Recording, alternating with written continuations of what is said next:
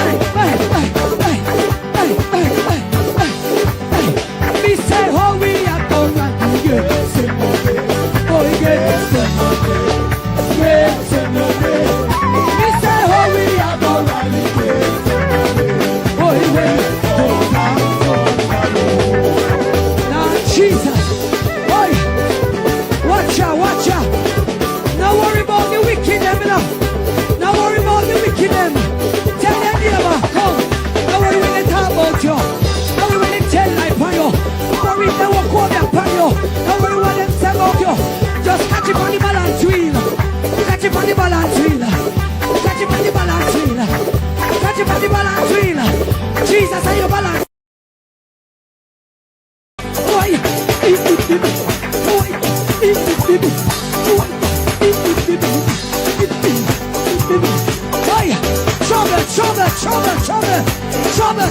Trouble.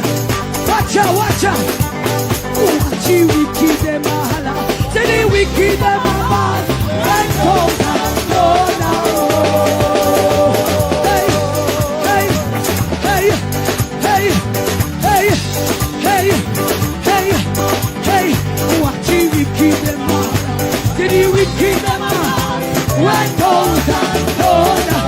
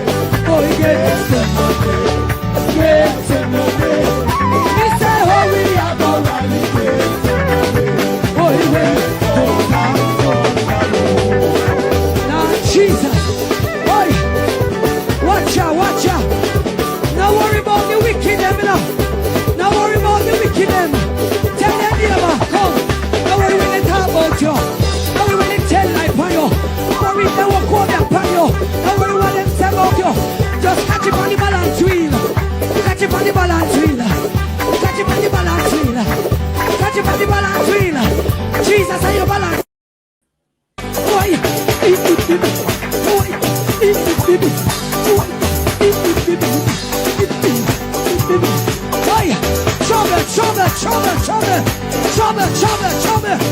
Watch out, watch out. Watch you wicked them mahala. Say the wicked them mad. And come down,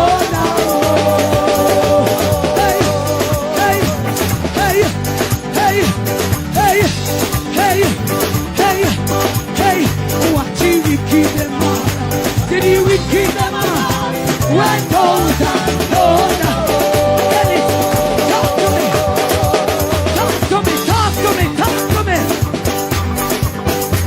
say how we are gonna do this. Boy, ready? Ha ha ha. Ready? Boy, me say how we are gonna do this. Yes, we go down. Boy, sit down there, sit down there, sit down there, sit down there, sit down there, sit down there, sit down there, sit down there, sit down there. Boy, sit down there. Boy, sit down, sit down there. Sit down there, sit down there. Boy.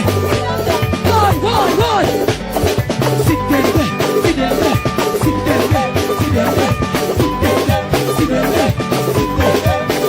Watch you wicked them mahala.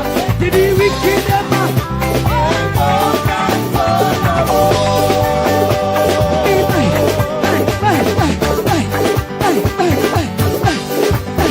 Me say how we are gonna do it.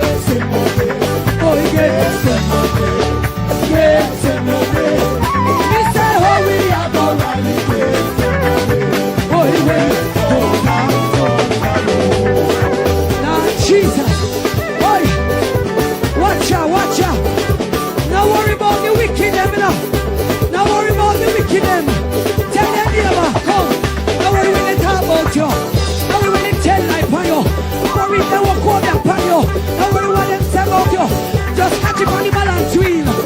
Catch it on the balance wheel. Catch it on the balance wheel. Catch it on the balance wheel. Jesus, are you balance? So why you come to me with that foolishness, you know? You elect a prime minister, and is a prime minister run the country. It is time we learn to hold our leaders accountable for their actions and stop making excuses for them. Stop making excuses. Otherwise, go elect the people who really run in the country. And I don't want to write down that stupid argument. Hold the people you elect accountable. And stop making excuses for them. Hello, welcome. Happy Tuesday to those in television land. Happy Tuesday to all our silent supporters. Happy Tuesday to everyone in the chat. Thank you guys so much, as usual, for tuning in. Really appreciate everyone's continued support. Remember, guys, when you come in, thumbs up the live, share us out if you can, and if you're new to the channel, please show us some support by subscribing.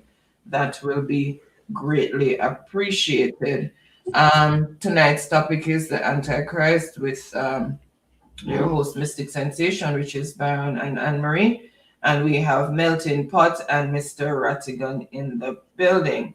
Let me just give a special shout out to all our channel members and also to all our moderators, and an umbrella welcome to everyone in the chat, because the chat has already gone out of control. So I'm just going to give everyone an umbrella welcome and happy Tuesday. Thank you again for tuning in. Without any delay, I am going to hand over to Byron. All right. Thank you for that, Lady Mystic.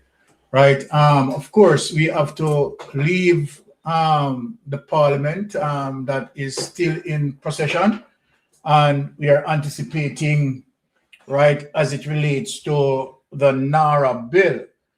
But let me just, say this, right, to, all the persons who are tuning in. Now, we have already anticipated that, if they are going to go through in terms of voting today, we are aware that the bill is going to pass as a result of a simple majority. So we prepare for that. But we have an answer, right, for that, in terms of the bill passing, because of course we are going to take it to court and we are going to deal with it there just like the NIDS, right? And because it hinged on some, constitutional breach. And of course, we are going to get it kicked out.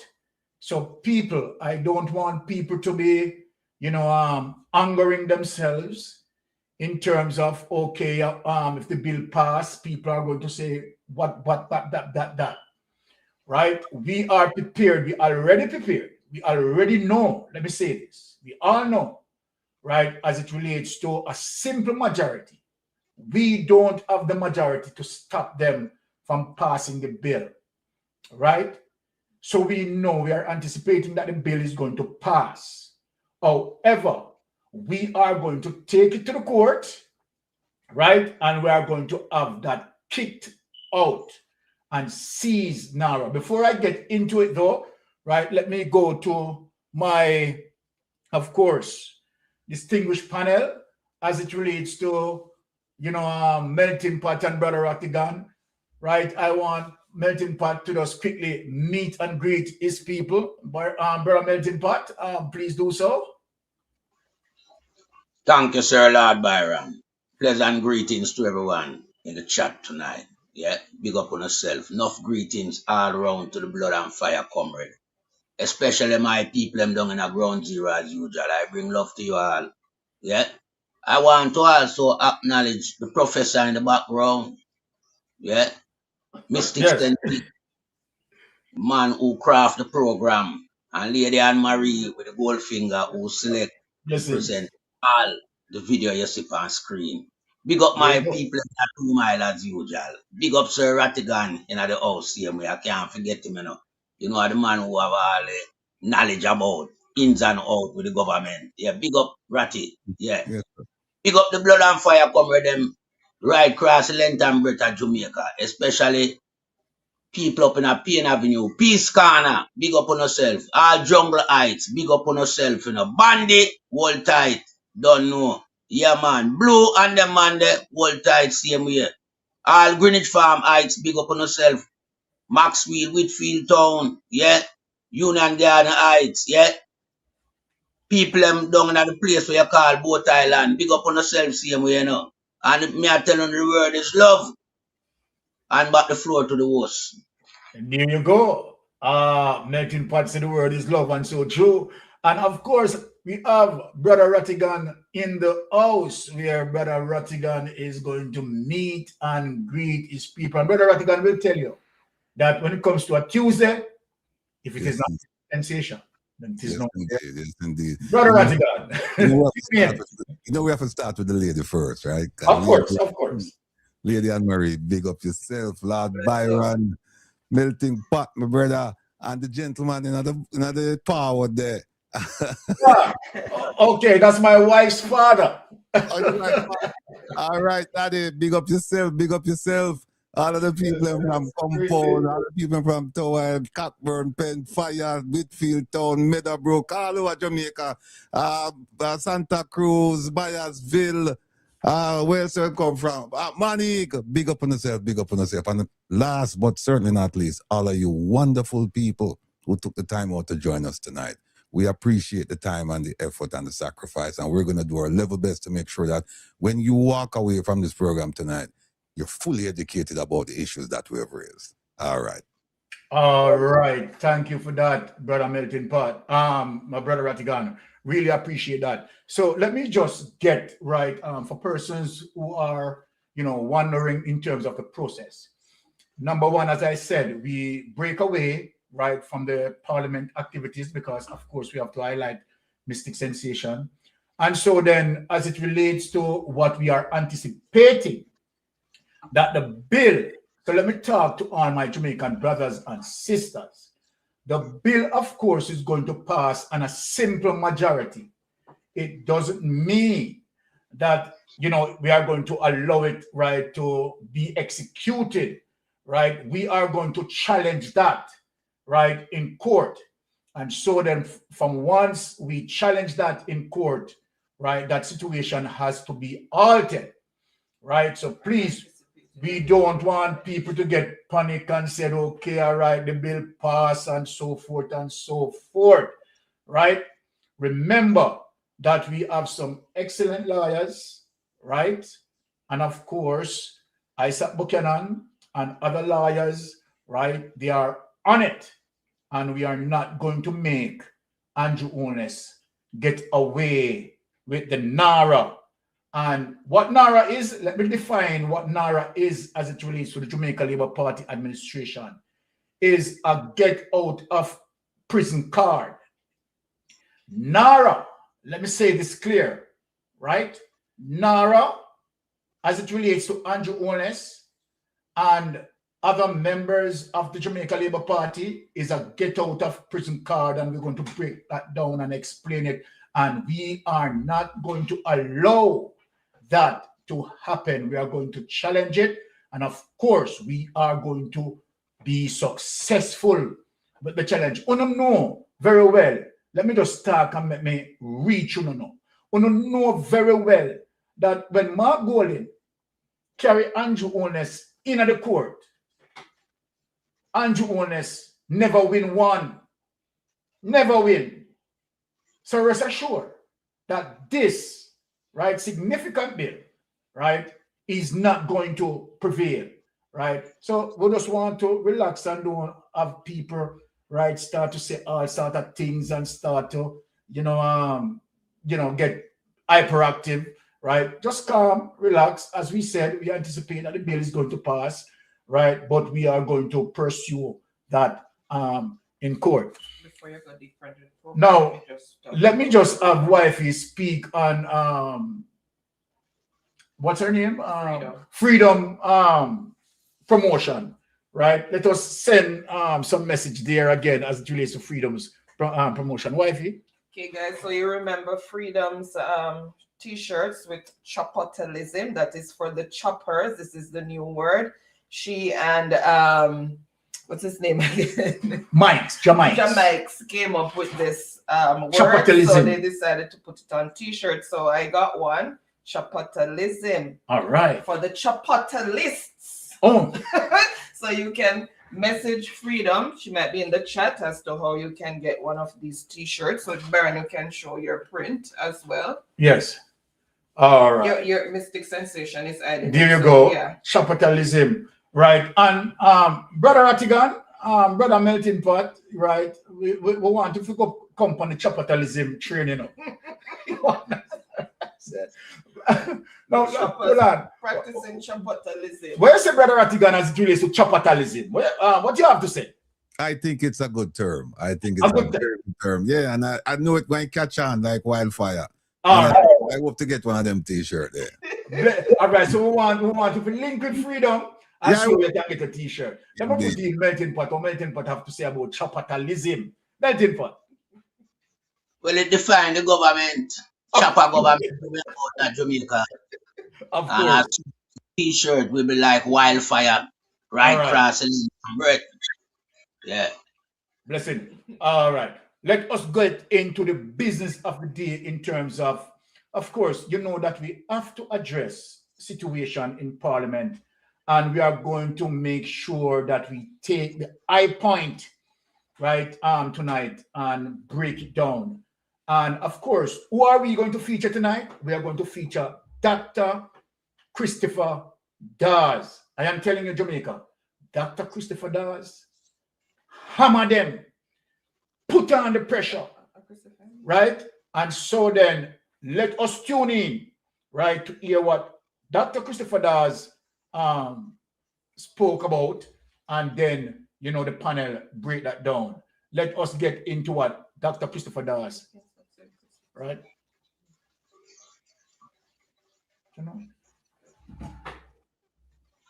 What is his name?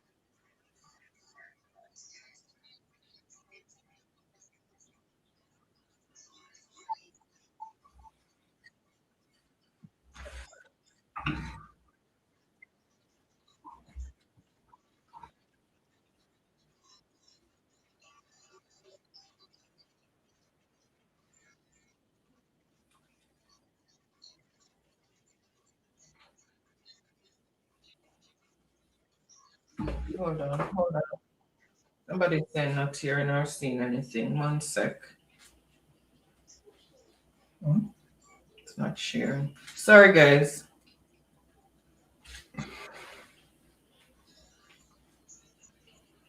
Here. So we have started over.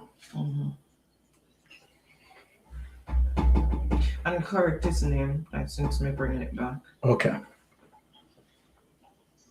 So let me just. You can talk it. Okay, all right. Let me just, it is not, I said Christopher Dawes, it is Dr. Alfred Dawes. All right, so sorry to the fact that that wasn't shared. No, it is shared. So my apology, people. And Mr. Speaker, if there was ever a moment that demanded that approach from this chamber, it is now. Hurricane Melissa was the worst disaster to strike this nation in a generation. The assessed damage, over $12 billion US. The people of Western Jamaica, the mother in Maroon Town, the fisherman in Black River, the farmer in Darleston, the child in Falmouth, they are not waiting for us to be right. They are waiting for us to get it right. And being right, Mr. Speaker, and getting it right are not always the same. If we are genuine servant leaders, not merely in title, but in practice, then I beg this honorable House, examine the evidence, weigh it honestly, update your positions so that the bill we pass today into law will secure the present of the people who sent us here and the future of the children and grandchildren they are raising in rubble. We were not sent here by the powerful to protect the powerful. We were sent here by the powerless to protect them from the powerful.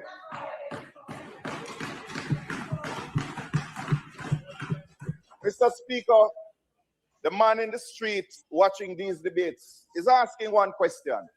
What is NARA? The superficial answer is that NARA is a reconstruction body. But the question is not what NARA is. The question is what NARA is for. Is NARA the answer to the devastation caused by Hurricane Melissa? Or was Hurricane Melissa the answer to this government's long and deliberate march towards authoritarianism and absolutism?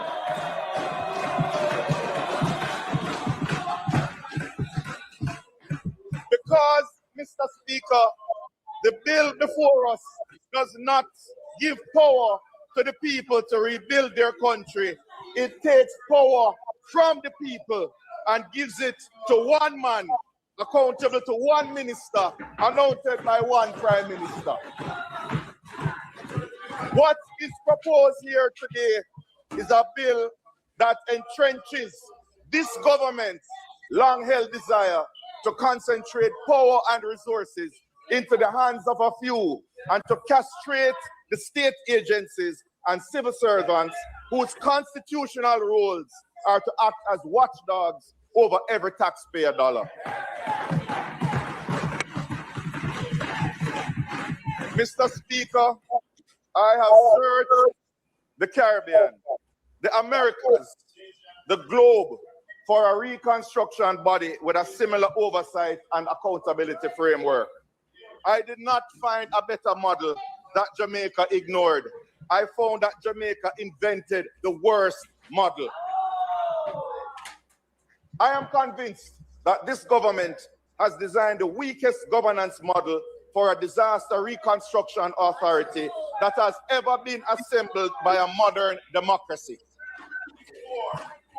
A model destined by its very architecture to be scandal-ridden, destined to fail in its strategic objectives of efficient, resilient, and meaningful reconstruction of the infrastructure and the lives of Jamaican people. The Prime Minister spoke of Peru. He carried us thousands of miles across the world to find his cautionary tale. But, Mr. Speaker, we need not travel that far. The answers are closer to home. The warnings are in our neighborhood. When Hurricane Dorian swept through the Bahamas in September 2019, a Category 5 storm, the strongest ever to make direct landfall in that nation, the Bahamian government did not reach for a CEO with absolute powers and an advisory board. They built a full governing board of directors with legally bound fiduciary duties. The Disaster Reconstruction Authority Act of 2019 established a separate chairman, a vice chairman, a managing director, not one omnipotent executive answerable to only a prime minister, but a board with duties, with power, with accountability baked into the law itself. The Bahamas did not trust their reconstruction to one man. They trusted it to a board. And yet, this government asks that Jamaica trust ours to one man with no board. On procurement, the very area this bill defers to, with a ministerial order after it passes, the Bahamians wrote the obligation directly into their law. All contracts awarded within a fiscal year must be publicly disclosed. Their audited accounts had to reach the minister within 3 months of the financial year end. But, Mr. Speaker, even with all of that, the Bahamas still had a scandal.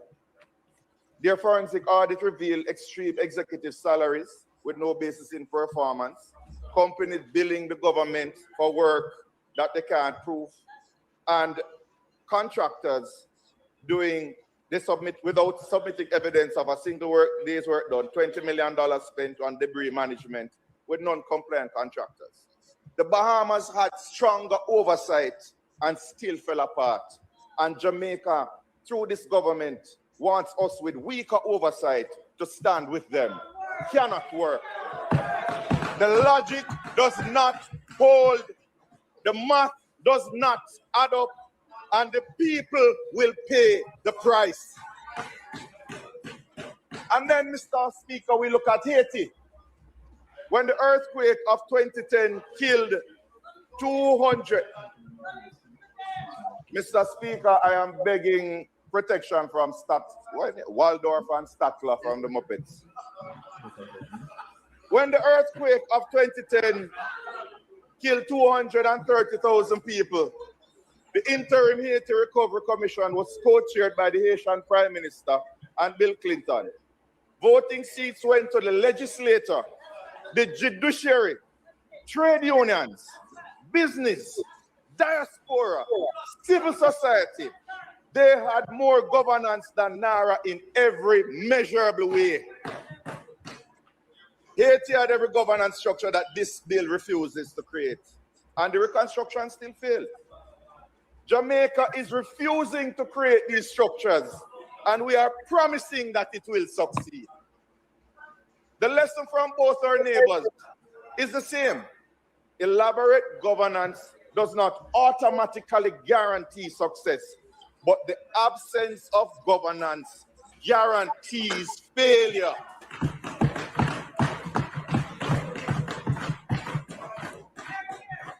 We on this side are not saying that good governance will save us, but we are saying that bad governance will certainly destroy us.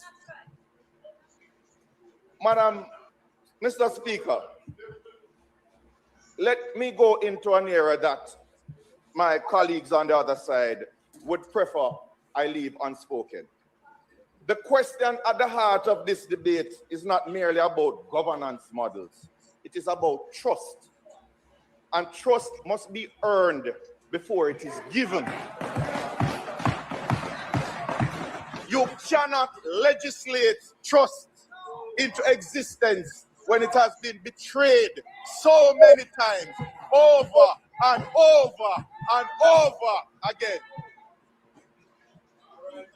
This government is not asking us to trust the system. They're asking us to trust them. And those two requests, Mr. Speaker, are very different things. Are we to believe, are Jamaicans to believe that the government that closed the corner shops during COVID while big supermarkets operated freely will now protect the small local contractor?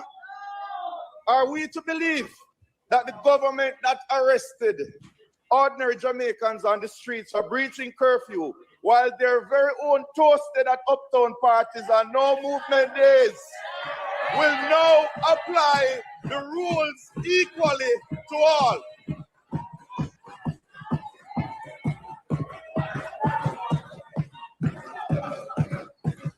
Are we to believe that the government that spent a decade building highways while the side roads of every constituency develop potholes wide enough and deep enough to swallow a vehicle will now prioritize communities that the highways don't reach?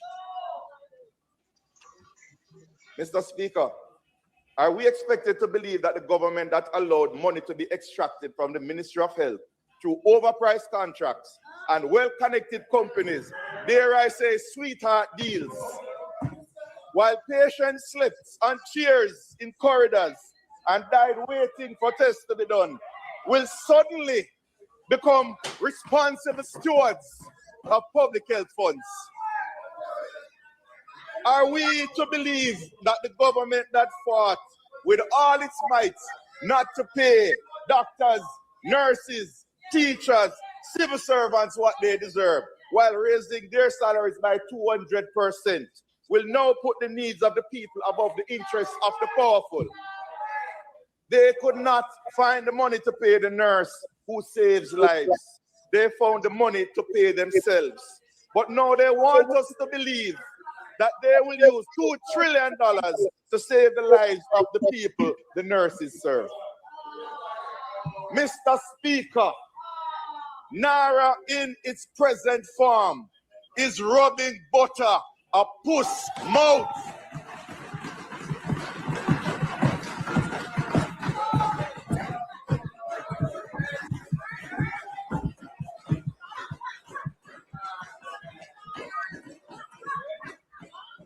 I say that without apology because the people watching these debates understand exactly what this means. It means do not give something precious and powerful to someone who has repeatedly shown you that they will abuse it.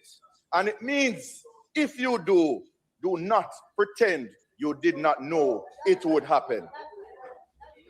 We are not being asked to give NARA and hope for the best.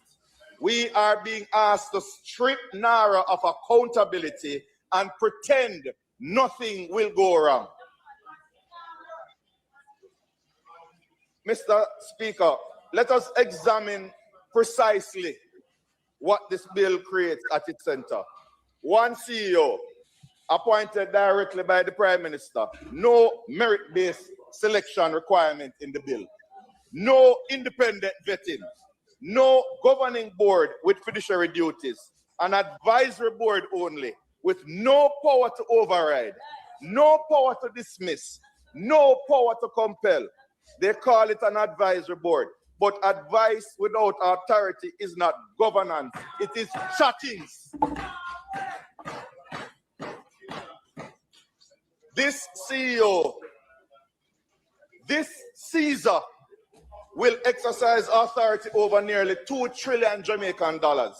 He will select his own auditor annually, subject only to the approval of the cabinet secretary, who serves the same cabinet that appointed Caesar in the first place.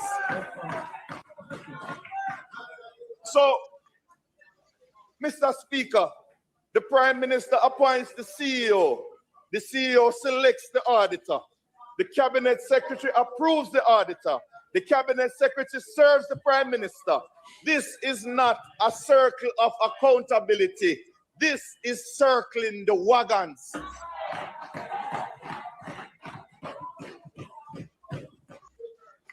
For $2 trillion of public funds, this is what we are signing away. We are being asked to spend the money now and account for it later. But later is too late for the people whose money is being spent today.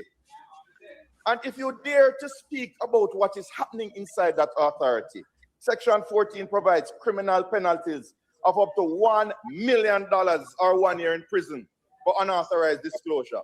No express whistleblower protection clause. None. Then we have a sweeping indemnity regime that can cover even criminal proceedings.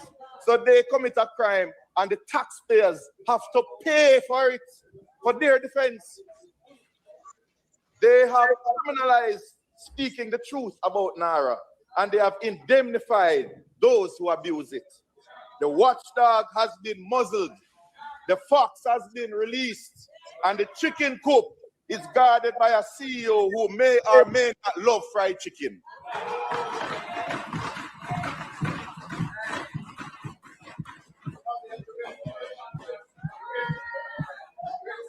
Mr. Speaker, Lord Acton warned us, power corrupts, and absolute power corrupts. Absolutely. This government is not merely ignoring that warning. They are writing it into law and calling it efficiency.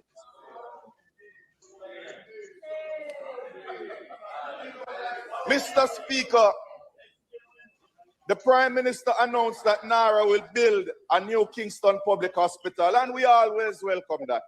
But he also announced a new government campus at National Hero Circle.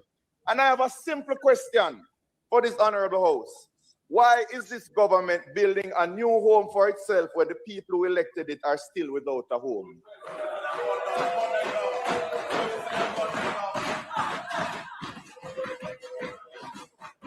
The new Parliament building, the new government campus, the new KPH, these were on government wish lists long before Hurricane Melissa arrived, which is why we ask again, is Melissa the answer to the prayers of the government? Melissa did not create these ambitions.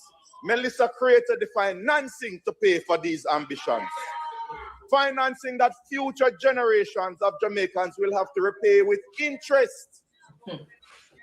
The storm destroyed the people's homes, and the government is using the money collected and meant to rebuild those homes to build their own legacy project and home. For 10 years, 10 consecutive years, every major hospital in Western Jamaica has crumbled under the weight of the Cornwall regional debacle. Patients from Westmoreland, St. Elizabeth, and Hanover traveled all the way to Kingston because their regional hospital could not serve them. And for 10 years, this government did nothing sufficient. Now Melissa has come. Now there is Melissa money. And what rises to the top of the project list? The government campus, the parliament building. For 10 years, they could not find the money to fix the hospital that serves the West. Now they have found the money and they're spending it on the East. The people who suffer the most are the last in line. Relax, Rose. Wait. Rose. East, Kingston. Priorities. Rose, of all the people interrupting me. And who decides? The bill is explicit. The cabinet shall cause to be issued the authority and official list of approved projects. NARA cannot even originate its own project list. Every comparable reconstruction body in the world, in the Bahamas, in Haiti, was empowered to identify and originate projects. NARA must wait to be told what to do. The authority has all the power to build, but it has no power to decide what to build. The power to execute is given to NARA. The power to direct is kept by the cabinet. This is not delegation. This is subcontracting corruption. If the Prime Minister decides that the new Parliament building is a reconstruction and resilience project, it goes on the list. And NARA builds it with your money, without a board to question it, without a parliamentary vote on procurement, without an Auditor General review. Mr. Speaker, let me speak to what is truly at stake. Then raise a point of order. It's an internal auditor for 1 year. Mr. Speaker, let me speak to what is truly at stake, because this is not a debate about institutional design. This is a debate about the future of Jamaica. The destructive force of Hurricane Melissa can be a blessing in disguise if the short-term pain unlocks the long-term transformation of this country. $2 trillion. The largest injection of capital into this economy in our history. This could solve the age-old problems that have plagued ordinary Jamaicans for generations. It is not the magnitude of the storm that defines a disaster. It is the nation's response to the disaster of the storm. Let us not make this crisis go to waste in building a better Jamaica. We could build roads that do not flood every season. Drains that channel water rather than carry away communities. Government buildings that do not shame the people who work in them. Houses that are designed for Jamaicans to live in with dignity, all right, when you take not it away, relics of an era before Black Jamaicans were smadified. We have the money to build. All right. I think we have heard a lot to go to the panel to address this. But let me speak and set the background. Now, as it relates to NARA, we are asking Jamaica people, I want you to listen to me, home and abroad. We are asking a government that cannot give an account for $3 trillion to now take charge of $2 trillion when they cannot give account for $3 trillion. And we are majority members of parliament as it relates to the Jamaica Labour Party administration is under investigation. We are asking to take $2 trillion to put through a process as it relates to NARA. giving them key for criminality. Let me speak loud and clear. We are talking about giving a government to be in charge of $2 trillion without any checks and balance, as what Alfred Dawes says, rubbing butter at puss mouth. Now, we want to think about this very seriously. Now, when we look at this,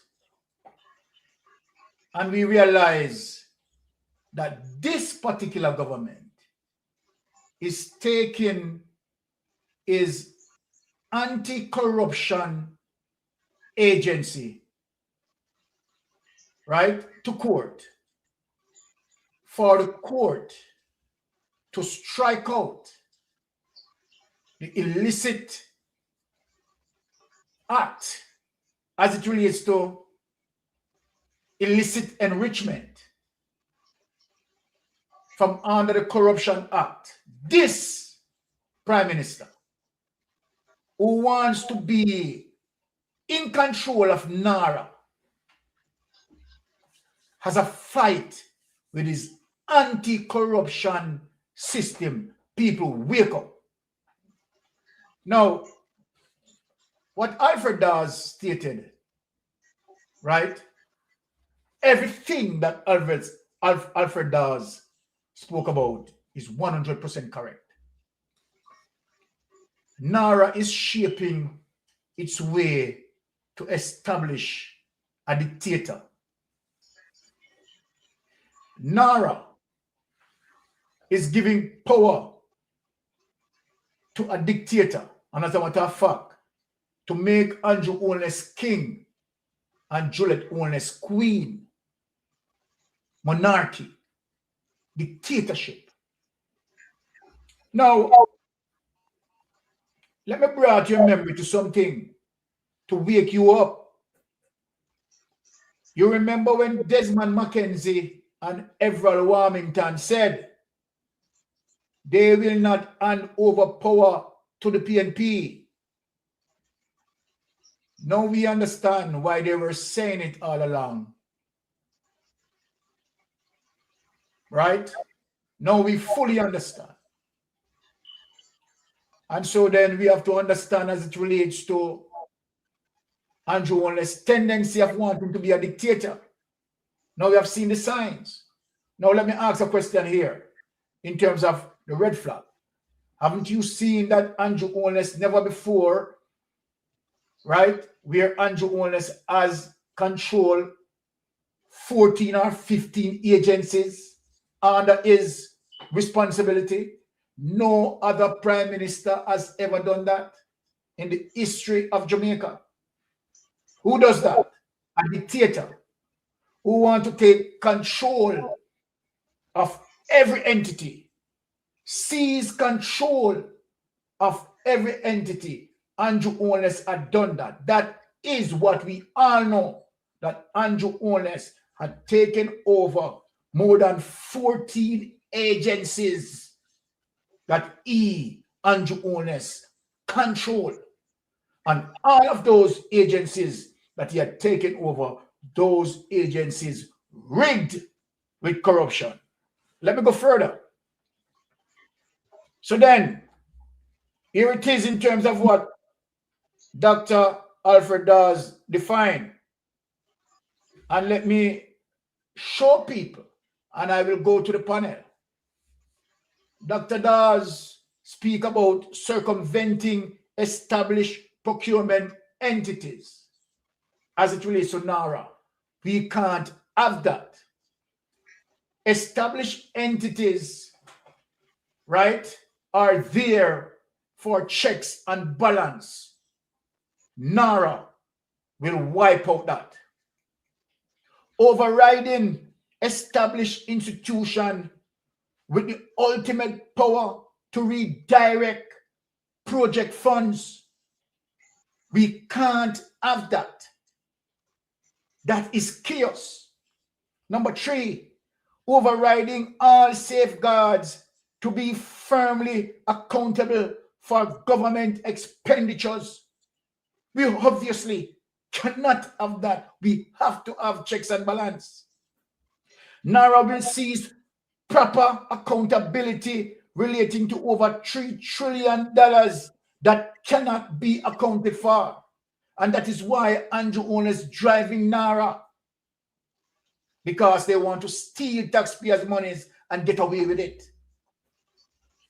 Foolproof dictatorship of the minister who under investigation by his own anti-corruption agency to be given unchecked authority to paralyze any investigation into his corruption.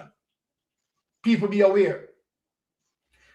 NARA will override all breaches done by Juliet Holness as it relates to lease flat, and so make her untouchable where consequences are concerned. We can't have that. NARA will also end probity in the billions of dollars overrun in Cornwall Regional Hospital and other ministries that cannot give proper account of their so-called expenditures. Jamaica, Andrew Holness. This NARA bill define a criminal. This is what that every single Jamaican must confirm, that this bill that Andrew Holness want to put through is to show the entire Jamaica, the entire world, that Andrew Holness indeed is a criminal.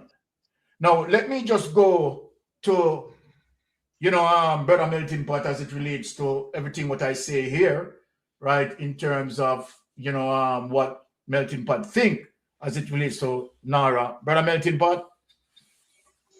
Yes, sir, Lord Byron. Well, I mean, we all know that NARA is a vehicle that has been designed by Andrew Holness himself.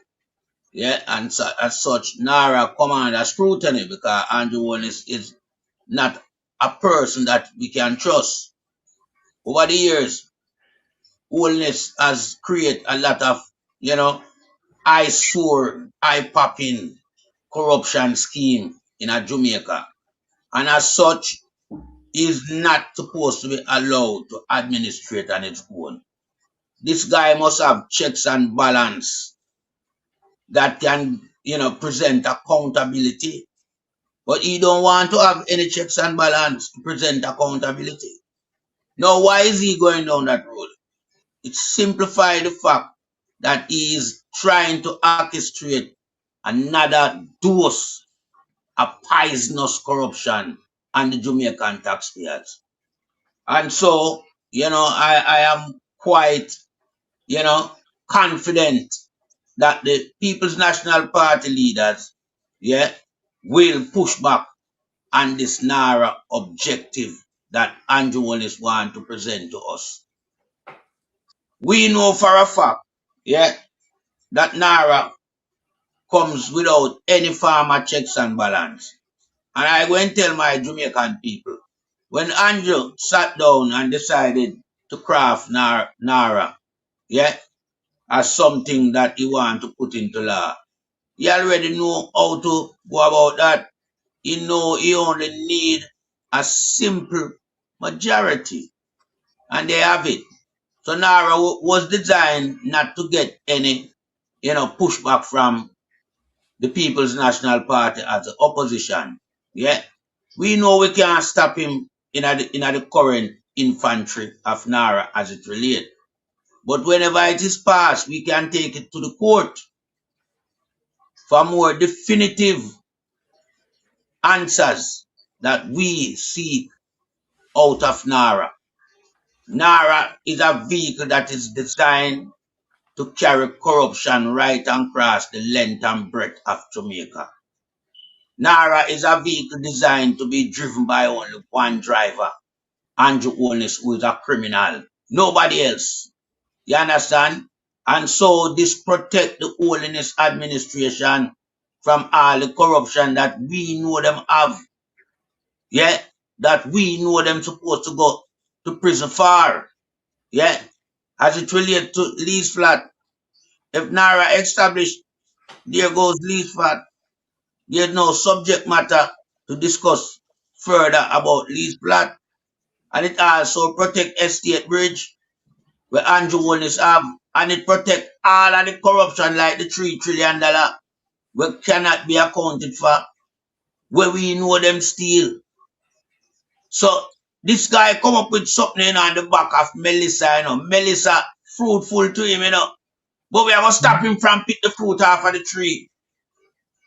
Because you see all the money where you see him set aside now for KPH and for build parliament up at National Hero Circle.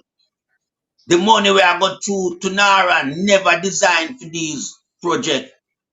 It is designed for the rebuilding process of the people that get damaged. Yeah? No building was at Hero Circle that get damaged. So all NARA money I go spend it. So KPH no get damaged. All NARA money I go spend it. So the guy a move the money away from the intended project and to create some legacy. Yeah, because we are beat him and I show him say him government not do nothing.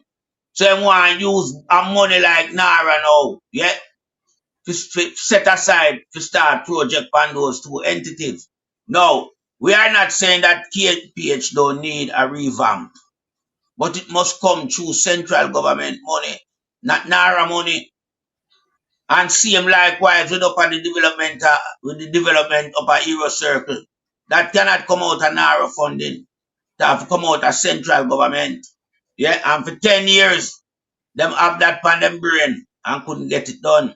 But as them say the little money coming from NARA, the 2 trillion, and you want to spend it how him feel like. No, that is what we have problem with. So I like when Dr. Alfred does, yeah. I mean, Dr. Alfred does methodically comb through NARA with a fine-tooth comb, and everywhere him drag the comb, appear corruption and come out like lice. No, lice are parasite, And Andrew corruption is another parasite on the Jamaican taxpayers. So we cannot have this guy wanting to drive a vehicle on his own. The vehicle have to have a driver assigned to it. And one such driver must be the opposition, because the opposition is there to provide checks and balance and to make sure that this kleptocratic plantocracy regime use the money for its intended purpose and not for...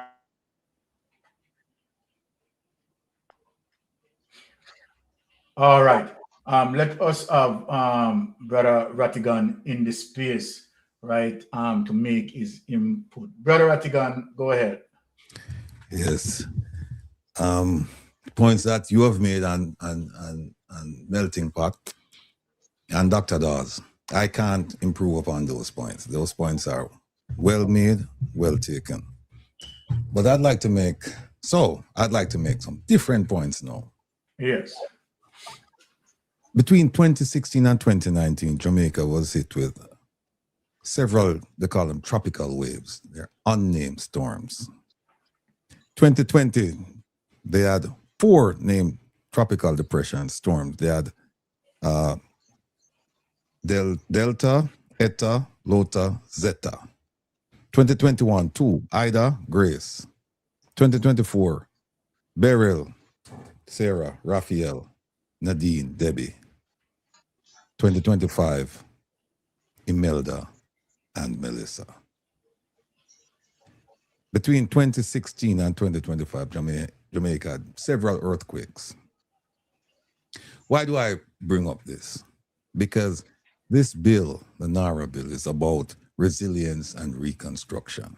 Jamaica is in the earthquake belt, Jamaica is in the hurricane belt. And for me, one of the questions is a matter of timing. Why now? Why Especially if you have a whole heap of money, you just get a load of money. You get 6 point something billion from about 3 international agencies, and that doesn't include the 150 million from the cat bond, the 70 from the Caribbean flood insurance, the monies you've gotten from the US, Canada, the UK, China, and elsewhere. You have a ton of money. You haven't Then you said ATPEM. ATPEM is the premier agency to streamline and provide assistance to poor people or people affected. You went as far as right after Melissa, or maybe it's right before Melissa, it's around the Melissa time that you change leadership and you put in a Navy officer who knows nothing about this, and you removed an experienced civil servant and say you're going to bring him in your office as some advisor. I say all of that to say this, that Mr. Prime Minister, what you're doing is very transparent. We can see right through it. Exactly. We can see right through. We're not fool runners, so we can see exactly what you're doing. And the idea that you're going to come up with this agency that essentially reports to you and you only, because remember now it's you and the CEO are going to run the thing. That's an untenable position, given your history.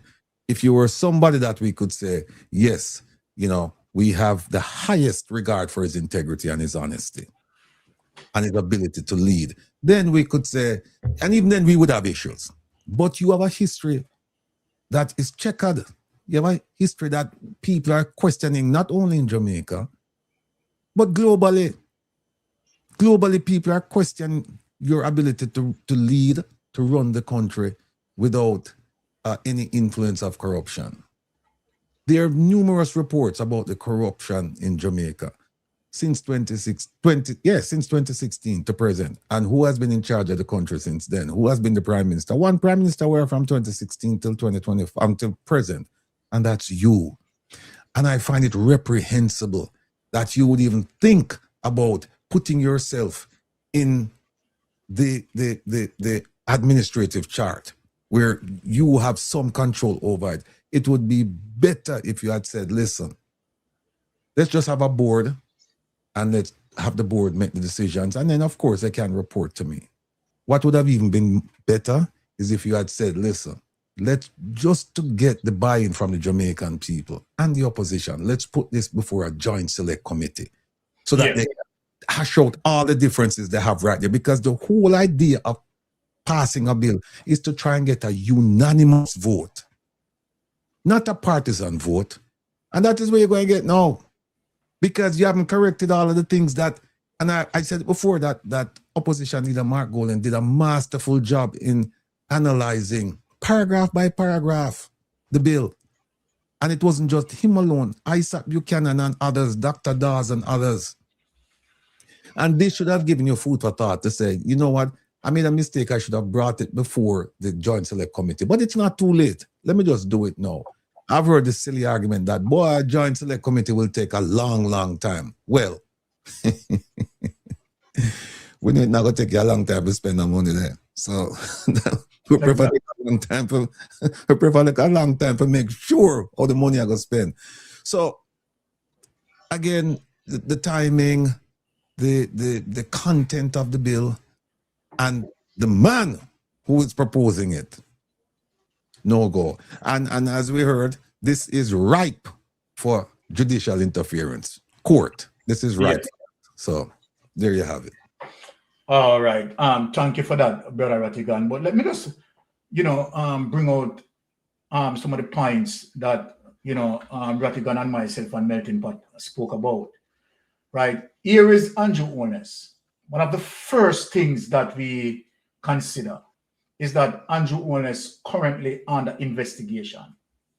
His own anti-corruption system has Andrew Holness in predicament.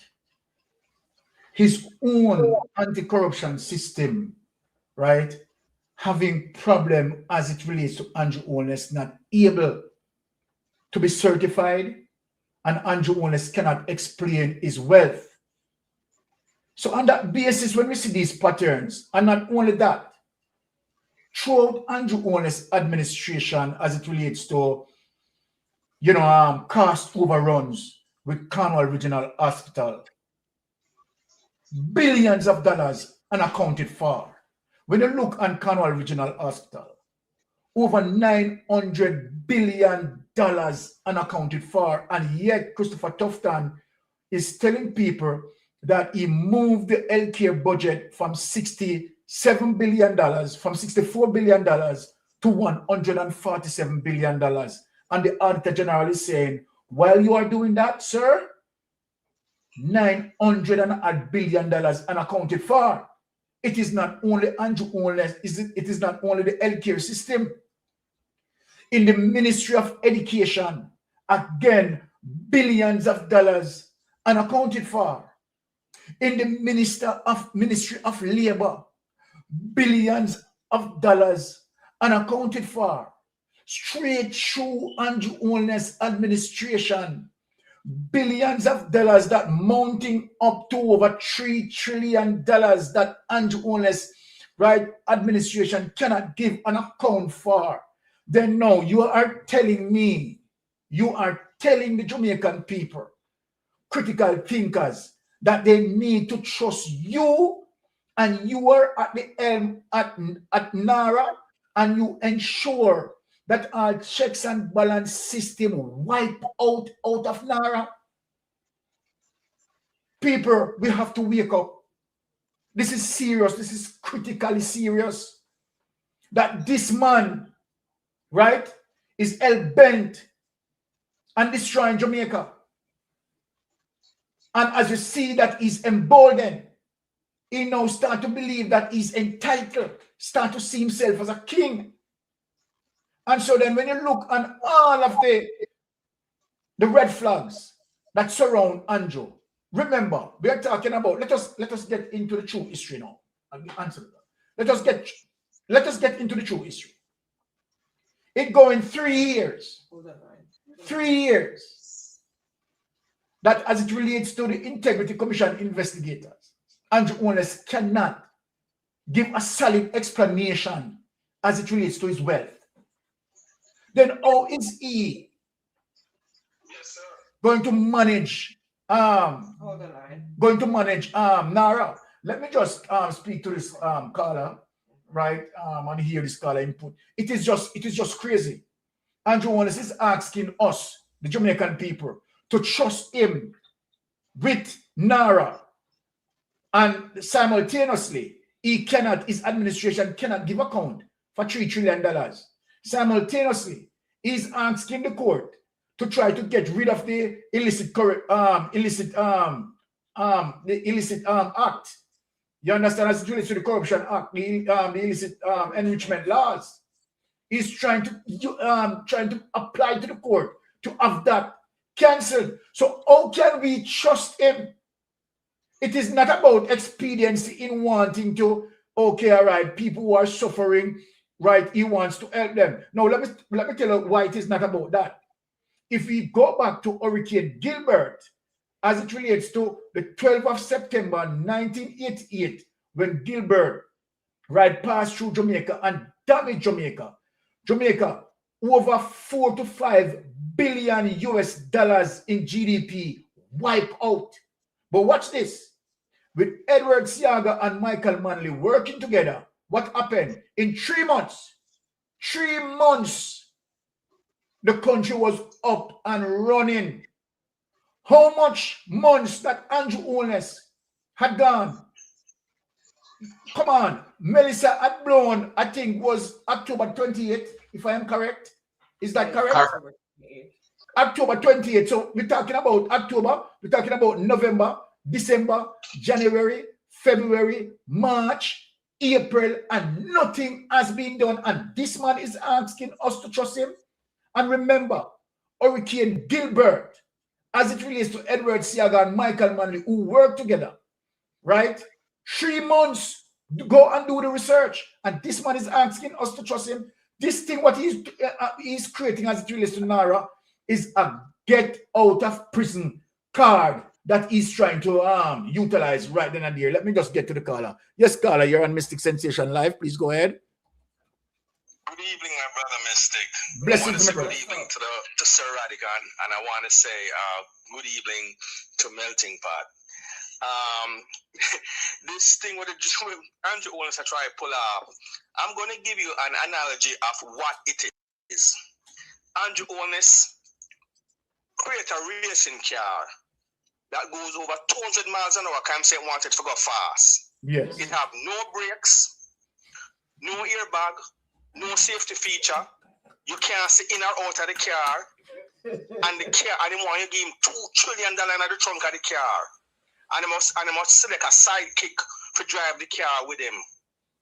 And the car don't know where it's going because it have no roadmap. Him don't have a roadmap or a plan to how he's going to drive the car. But this is a car that is totally unsafe with no safety features. With $2 trillion at the back.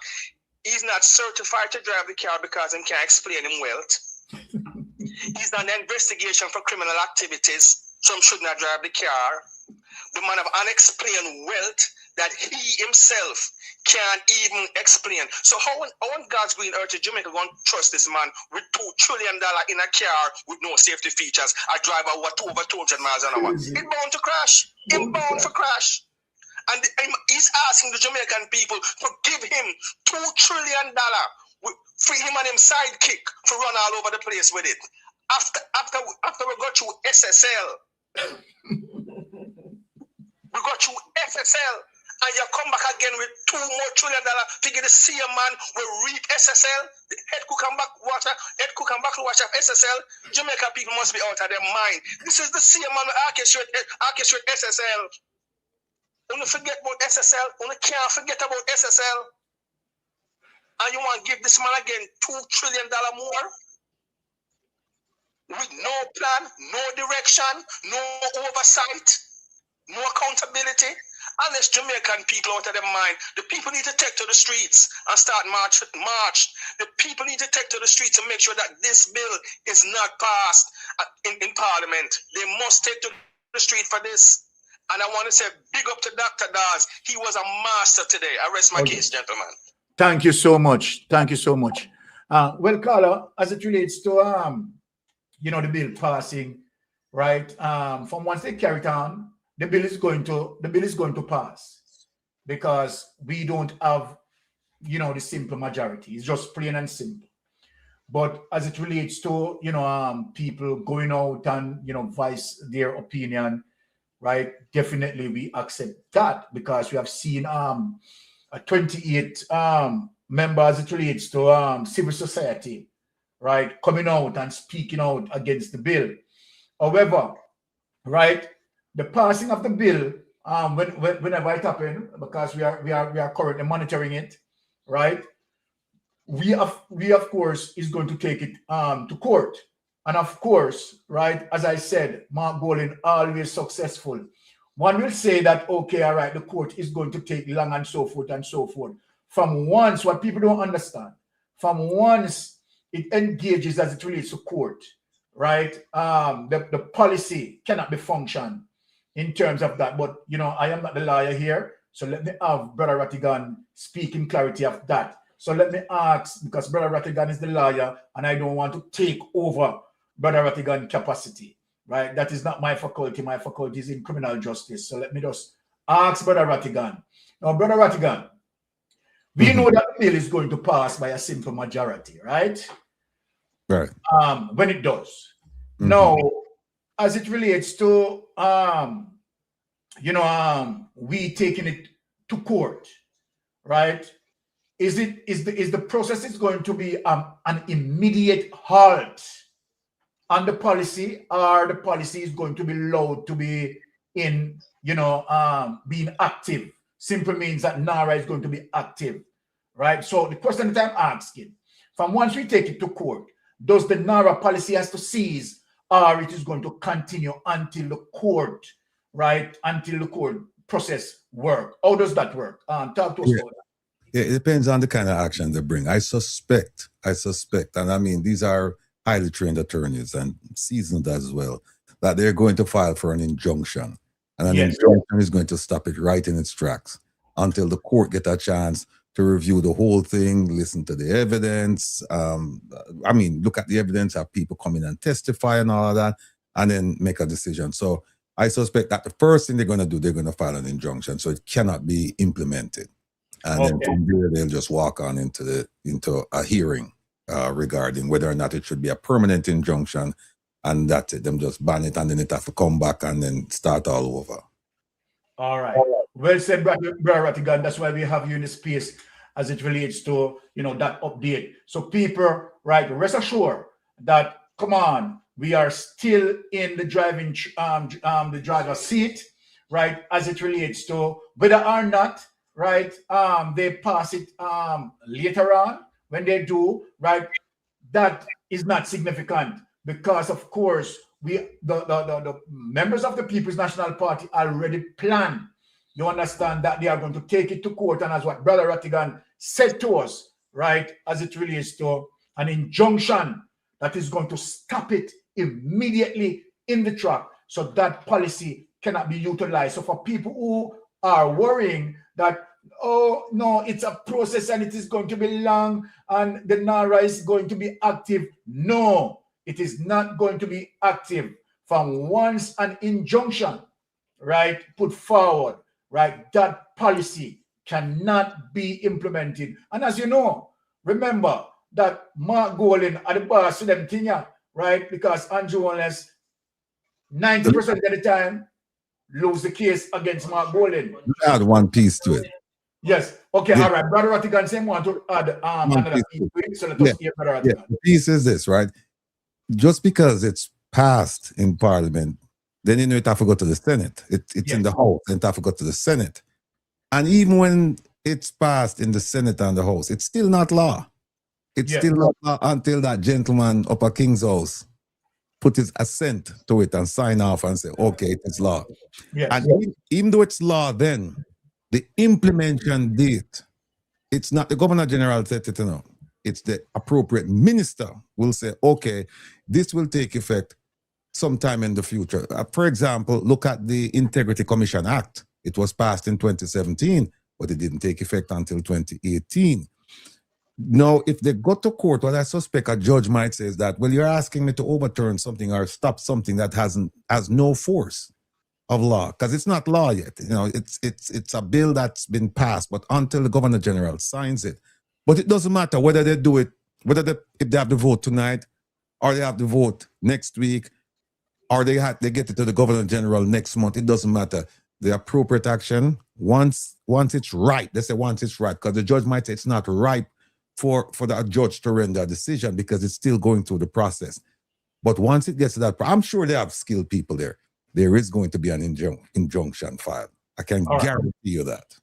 Well said, Brother Ratty. So, all right. So what we are doing, right, is to warn people, right, not to get irritated as it relates to the passing of this bill, right, and said everything, blah, blah, blah, blah. No, right? And this is one of the reasons why, we have, right, programs like, a Mystic Sensation, a Rattigan, and other programs out there, right, to inform you, right, as it relates to, what is transpiring. So people, the passing of the bill, we expect that it is going to pass as it relates to the lower house. And as Rattigan just explained, the process, right, reaching up to the Governor General. But from once an injunction put in place, all of that cease. All of that cease. So people, we're good.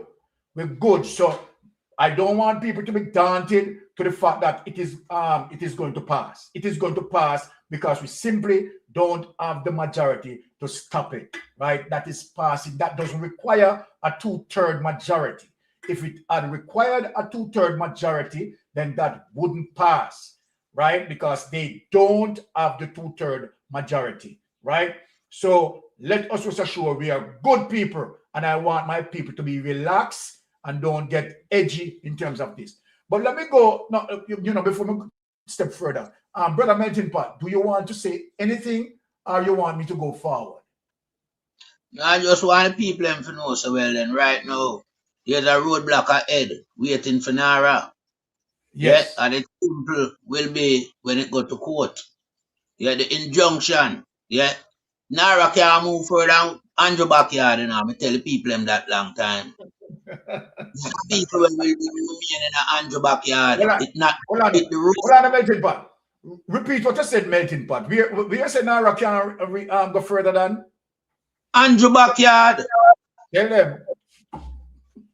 And that's the design final. Andrew, let me tell the people them long at Jamaica, because enough people know Windy. Yeah, Windy was a little man with experiment. Yeah, and him good at that. Yeah, and him build things that can move on road like vehicle, you know. Yeah, but you what Windy never get no approved license.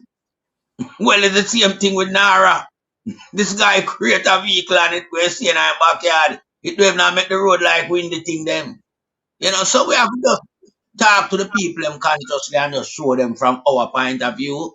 Yeah, the injunction will block NARA when it got court. And as such, based on the variances that are there looking at us and it's showing us a whole lot of corruption, NARA will never get on the street. You see this guy, this crime minister where we have, him crafty, you know. That's all him good for, you know. Yes. To sit down and come up with a whole heap of thing to craft the society, the taxpayers. Him live by the taxpayers, him a parasite. And so we know how to get rid of parasite. We dose them with remedy. And one such remedy is taking NARA to the court. I yield back the floor. All right, thank you. So we're glad we get that out of the way. But we are going to show Jamaican people as it relates to the extension of Andrew Holness corruption, serious corruption. So when Andrew Holness want to be, right, the driver of NARA, him lick him head. And let me tell you something. Jamaicans are not going to allow that. He will never, this will never manifest. This will never be manifested. Trust me, Jamaica. Jamaica people, I am confident. You understand? Because I love you know. And through me, no said NARA not going anywhere. You understand? I am 110% confident. Said NARA not going away. As what Melting Pot said, NARA is a backyard law. You only can work in an Andrew Holness backyard. And only this NARA can work. Now, let me show you, right, why no one can trust Andrew Holness. We are going to get into some situation here. Now, look at this, Jamaican people. Look at this disgrace as it relates to what is happening relating to Andrew Holness administration. Let us get into that and show you the level of corruption, right, as it relates to Andrew Holness, right, want to drive NARA with him corrupted self. Can you imagine? With him corrupted self, where his statutory declaration cannot be certified, and him want to drive NARA. Now, let me tell you something. That is not going to happen, because whenever the statutory declaration being sent out again, and his statutory declaration still cannot be certified, he will not. We have to serious Jamaica, take it to the street, right? He will not be allowed to go on the ballot, right? So we have to make sure that we deal with this. But look on the series of corruption. I mean, throughout all these ministries, the amount of things that happen. And guess what? Look at this situation now that I'm going to show you, my Jamaican people. Right? Look at this. Now, here it is. This is why we cannot trust, right, nothing that Andrew Holness had done. Right? Because when we say that Andrew Holness is one of the biggest criminals in the Caribbean, believe it. Andrew Holness robbed investors through Cash Plus, robbed investors through Olin, robbed investors through SSL. So here is this corruption continue. Look at this. And here it is, April 26, 2026. Right? So this is 2 days ago, you know. Very recent. Watch here. No qualifications, no problem at NSWMA. I'm going to look on this because this is somebody I personally know. You know. I know say I want all done this, you know. I personally know him, you know. I know say him is a all done, and yet the man put in position. You understand that he doesn't have no form of qualification. I personally know him and know say him is a all done. Now look at this now. An internal audit has uncovered irregular human resource practice at the National Solid Waste Management Authority, NSWMA, including the appointment of 4 senior directors who did not meet the minimum qualification requirement. These positions carry a combined annual salary of what? $43 million. Now, an internal audit has uncovered irregular human resource practices at the National Solid Waste Management Authority, including the appointment of 4 senior directors who did not meet the minimum qualification requirement. These positions carry a combined annual salary of 40. Why is it repeating? Yeah, the audit conducted between September and November 2025 with a draft report completed in January 2026. Also found that 3 of 4 regional operation managers earning a combined $21 million, were serving in their positions without any documented evidence of qualification. Can you imagine? Because I know him all done, Additionally, dozens of lower levels employees were found to be working in positions for which they were not qualified people. So there is no meritocracy as it relates to Andrew Holness administration. So then, Andrew Holness want to go run NARA. Can you imagine? Think of it. Now, in one case, a director role requiring a postgraduate degree in engineering, and offering a $13 million salary was filled by an employee with no academic qualification. Make you go back over that. People, make you go back over that. Jesus, peace. Hey, no, this cannot be right. No, listen now, listen again, no people.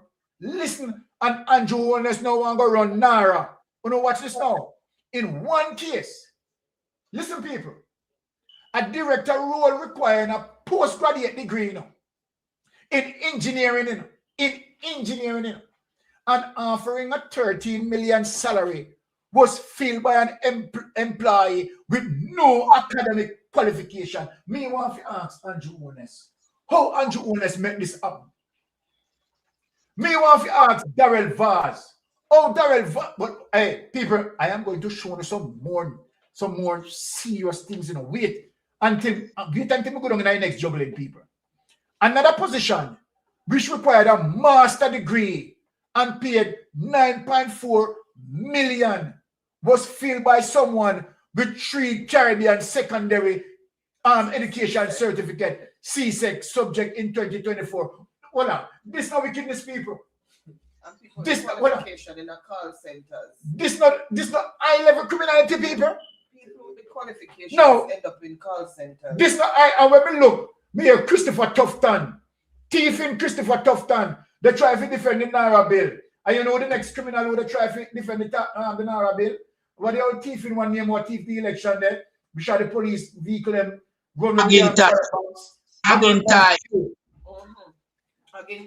Hagintai, Robert Montague. Again, let me talk to Robert Montague because we expect them would have defend the bill, because they're a criminal. Remember, say Robert Montague have an affair with a 13-year-old girl, You understand? Have an affair with a 13-year-old girl. You understand? For how many years? You understand? So all of these criminals, and when we look, we see all of Fly Green. They try to defend NARA bill. No, Fly Green, you have a reason why you're defending NARA bill, because you remember say you break the COVID-19 rules. Melting Pot, you remember saying break the COVID-19 rules? Yeah, no movement there. Him now having a wheel of a time. Plus, him have a 870 million from RADA when we talk about. So, him have to defend that.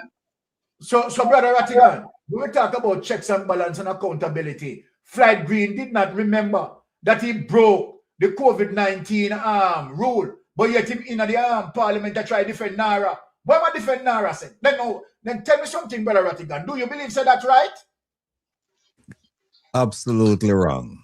I like the panel. I like the panel. Absolutely wrong. Watch now, we are going to juggling on people. At the third director post, which required, again, a postgraduate degree in engineering of its equivalent, was held by a director with no academic credentials and record, This is when I come in like Desmond McKenzie.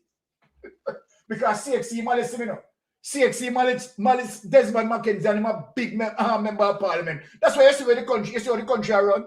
Eh? Be a blind bar teamers. Let me tell you, I treat somebody around the country now. 3 set of persons running Jamaica. Let me tell you what the 3 set of persons name. Number 1, Nancy. Number 2, Cancy. And number 3, Anoansi. And then the 3 person there, you understand, they run Jamaica. Then the 3 type of person there in Andrew Wallace administration, they run the country. I'm going to tell you, they thief more than puss. They don't thief like puss, you know. You miss one. You miss one. Who? Anansi. Anansi. Thank you, Brother Rattigan. Now, what's this now? Despite a bachelor's degree being listed on their resume, the role carries a 10.3 million annual salary. Now, the human resources focus audit noted that employing unqualified staff compromises organizational effectiveness, potential affects decision making. Hey, people, take this away, me talk to you. Now, look here. You remember, say, Andrew Wallace administration and Christopher Tufton, Minister of Health, employed Chopper John. You remember, say, them employed Chopper John. And Chopper John no have no engineer qualification. Chopper John is a chef. Chopper John is a chef. So I want to know, I want to go ask Brother Rattigan and Melting Pot this. At the Western Regional Hospital, they mix up sand, steel, and cement in a pot. Well, it shouldn't be happening, but it was happening. I want to know if they mix up sand, steel, and cement in a pot. So, how Chopper John, right, get the job? Now, this is quite serious, you know, my people. Now, people, if you don't think say it get bad, let me step in at the next document here and see how it nasty. Now, let me show you how it nasty. Now, go on look here. Yeah, I could bring up the application now. First, I want to go to the personal resume because the personal, may have the personal resume, you know. Shauna Gay Brown application, and I'm going to tell you something, you know. Shauna Gay Brown, a big manager, you know. Right? I didn't more be a metro office, you know.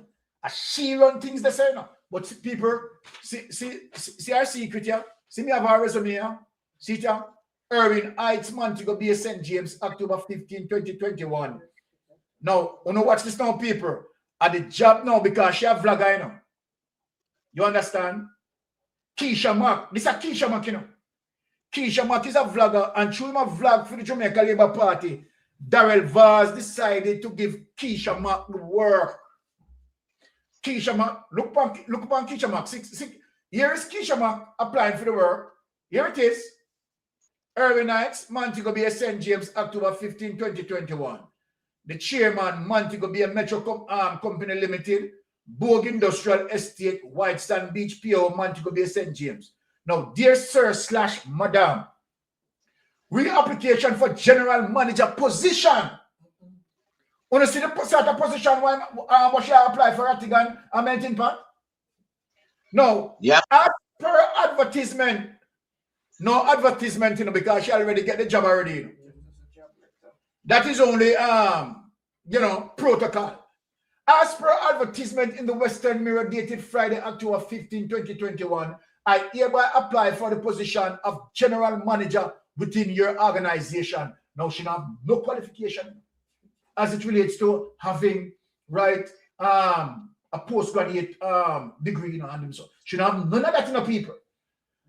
Here and now, I possess the requisite skills to lead and mobilize a team to ensure that the organization goals and objectives are met. Additionally, I am a self-motivated, honest, hardworking, and reliable individual who believes that I will be an asset to your establishment. Hence, I am confident that if given the opportunity, the company's expectation will be met, thus creating the opportunity for further growth and development of the organization in which she has no training, she has no experience. Now go going on, people. We are going on the Andrew Warner's corruption. Attaches a copy of my resume, which gives further detail of my abilities and experience. Your favorable response is anticipated, and I will be able to attend an interview at any time convenient to you. Now, see your resume here. Shauna Gay, Makisha Brown. This is Keisha Mack. This is Keisha Mack, right? That vlog for the Jamaica Labour Party. And where Eli Clark got up in the parliament and said, give thanks for Keisha Mack and Chopper John. If it wasn't for Keisha Mack and Chopper John, and others, 90% of us who are in parliament wouldn't have been in parliament today. And so now, because Keisha Mack and Chopper John, they on social media, they tell live for the Jamaican Labour Party. See what them do here? Look you now. Career overview. An experienced, self-motivated professional with over 10 years of experience in business management, who possesses sound leadership skills and abilities that can successfully lead a team to achieve the organization goals and objectives. Then hold on now. Over 10 years and you can't pass a bachelor's degree in business administration. No, what list? No. To make a positive contribution to an organization that has a vision to grow the value of goods and services it provides, which includes the development of its employees who will have an integral role to play in making its vision a success. When you go and see how Keisha Mack, you understand, make the municipal a vision for success. The amount of things what she thief over there now. When you go and see the success, what she bring over there. Now, skill summary, decision-making ability, analytical skills, strategic and budgetary planning, innovative thinking, leadership skills, sound interpersonal and communication skill, personal management skill, professional trainer, knowledge of logistics, radio broadcaster, motivational speaker. No who she motivational speaker from. Now, education, CICA International University and Seminar, 2018 to 2019. Our one year foolishness. This, you know. Leverage Leadership University, 2016 to 2018. Right? Delaware State University, the same Delaware State University where Andrew Warner is getting PhD. And the last time we check out the university there, the people that were at the university almost got prison. You understand? Because of people who them give false documentation. So no say Andrew Warner's PhD files, you know, but my Dr. Andrew Warner's at the same thief in Delaware State University. You understand? Give Andrew Warner's film qualification, you know. You understand? In the Industrial Security Professional Training Center Limited, University College of the Caribbean, 2003 to 2006, right? You spent 3 years there, right? And you know, come out with a bachelor's degree. You spent 3 years, yes, sir. University College of the Caribbean, right? So that means you fail, right? No, radio broadcaster 27 to 2019, supervisor. So when you look on this now, you understand, she coming like Anne-Marie Vaz, who got university, you understand, and don't come out with one qualification. Take away this now, let me show the people them now, where she got the people them place go do. Take away that and let me show Jamaica now what Keisha Mack got the people them place go thief. Let me show you now. Because we have it here, you know. We have the evidence. So Keisha Mack can't say, you tell lie panara now. Let me show you the evidence, Jamaica. You understand? And them are me now Andrew Onless want to talk about NARA. Eh? And I mean the thieving counterpart, them are in a member of parliament, what they support the thievery. We could go into this. We could go into this. We could go into this and show you. Now this sheet of paper, sheet of the share on it.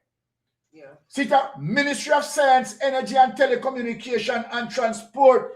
Thieving Darrell Vaz gave her the work. So now she's the general manager now.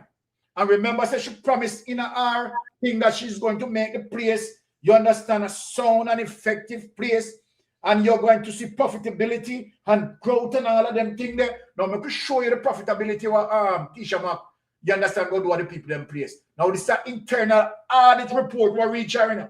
Look on the people, look on the Jamaica, look on the situation. Look on the situation. Watch this now, people. Watch out. Watch this now. Go down in Jamaica, people. I'm showing you the whole thing, right? I'm showing you the whole thing now, the whole key-free. We're going to this place now. Come on, sit now. Summary of significant finding and recommendation. So let me explain this to you now.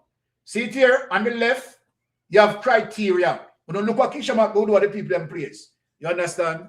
Now, let me guide you now so you can understand this document. Now, this is the criteria on the left, right? So we have on the topic, criteria, partially met, not met, condition, risk rating, and recommendations. Now, so under the criteria of compliance with Government of Jamaica Corporate Governance Framework and Public Bodies Management Act. This is an audit, carry out, See there, people, see the stick there, not met. See there, not met. Now, we could go and see why it's not met. No corporate secretary appointed on his teeth start going. Board minutes not signed by chairman. No board meeting in 3 months. Strategic plan, operational plan, and budget have no evidence of board approval or review. You understand? Who asks to be employed and says she's going to carry good governance there. Watch this now. Ineffective board committees. No self-evaluation done for the board. No documented and approved SOP. Unauthorized changes to the MOF and P prescribed reporting structure. Now, you want to know the risk? See that? The risk rating is high. See the HIGH, it is very high.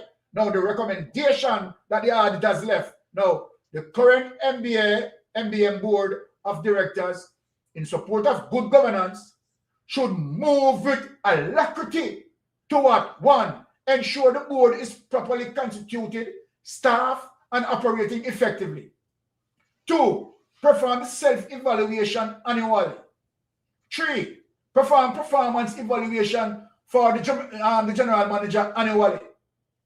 4, ensure that the SOP are completed, approved, and implemented. Darrell Vaza eat food out of this money, out of this teeth money, The organizational structure should be returned to the design laid down by the MOF and P. Any future changes should be approved by the MOF and P prior to being implemented. So they make changes and go through the right process. You see it? Now, look what Kishaman can do other people in place. Watch this now. And the criteria number 2, compliance with the FAA Act and instruction regarding the maintenance of government bank account. Come here now, people. Government bank account. Come look here now, people. See there? Not met. See it stick there? Not met. Now watch the condition now.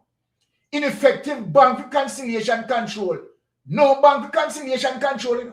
So money are thief up, money are go east, money are go west, north and south, right? Without no accountability now. And the same thing Andrew Wallace one done with NARA.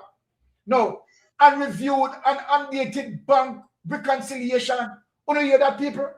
Unreviewed and undated bank reconciliations. No, inaccurate bank reconciliation. Almighty God. No, this a forgery and fraud that take place right as I know. Late lodgement of funds up to 4 years late. Depletion of over 25 million in project funds with no significant project undertaken. So money are collected no work now done. When you look at it now, see the risk rating there high. Look at the recommendation now. Management should ensure that bank reconciliation and all similar controls bear the signature of the preparer and the date of preparation. All should be subject to timely and effective review and should be signed and dated by the reviewer as evidence of the same. A separate bank account should be created to prevent commingling and allow for the proper accountability and transparency in the use of project funds. Now, we could go on this criteria now. Compliance with the duty of care per Occupational Health and Safety Act 2017. See that it not met, stick, not met. We don't look on this now. Look on the condition of the place. Dilapidated workshop placing life and property in danger left unaddressed over 5 years. When see what Kishaman can do that, do other people in place. The risk is high. Management is encouraged to give due priority to the health and safety of staff and to act in a manner which safeguard the assets of the entity. So when Andrew wants to talk about rather, Andrew only talk about NARA. Andrew only have no interest, you understand, to deal with people who suffer. You understand, as it relates to Hurricane Melissa. All what Andrew only wants to do is use NARA, you understand, to hide his wrongdoing and hide his criminality. Now, compliance with the reporting requirement, reprocurement, watch this now. 89.5 million in contracts, each exceeding 500,000 not reported to the Office of General Integrity Commission. You know, people, look here. See the people. This is what Andrew Owners want to do with NARA. This is what Andrew Owners want to do with NARA. Watch this now. Compliance with the reporting requirements, reprocurement. 89.5 million in contracts, each exceeding 500,000 not reported to the Office of the Contractor General Integrity Commission. Now, it is recommended that management ensure all contracts that exceed 500,000 is reported to Integrity Commission as per Integrity Commission Act. So what Andrew Wallace wants to do now, use NARA to clean out all of them something here, you know. That's no family checks and balance can go on them or something here, you know. And it want to use NARA for do, you know. People may have shown you the evidence. You know, watch this now. Compliance with the FFA Act and instruction regarding the control, receipt, and payment of government funds. Look what Keisha Mac do with it. Look what Keisha Mac do with it. Not met. See that? Not met. And me I say it, you know, the Auditor General did, and the audit was done. They said this, you know. Watch this now. Payment made without purchase order. I don't ever hear that, people.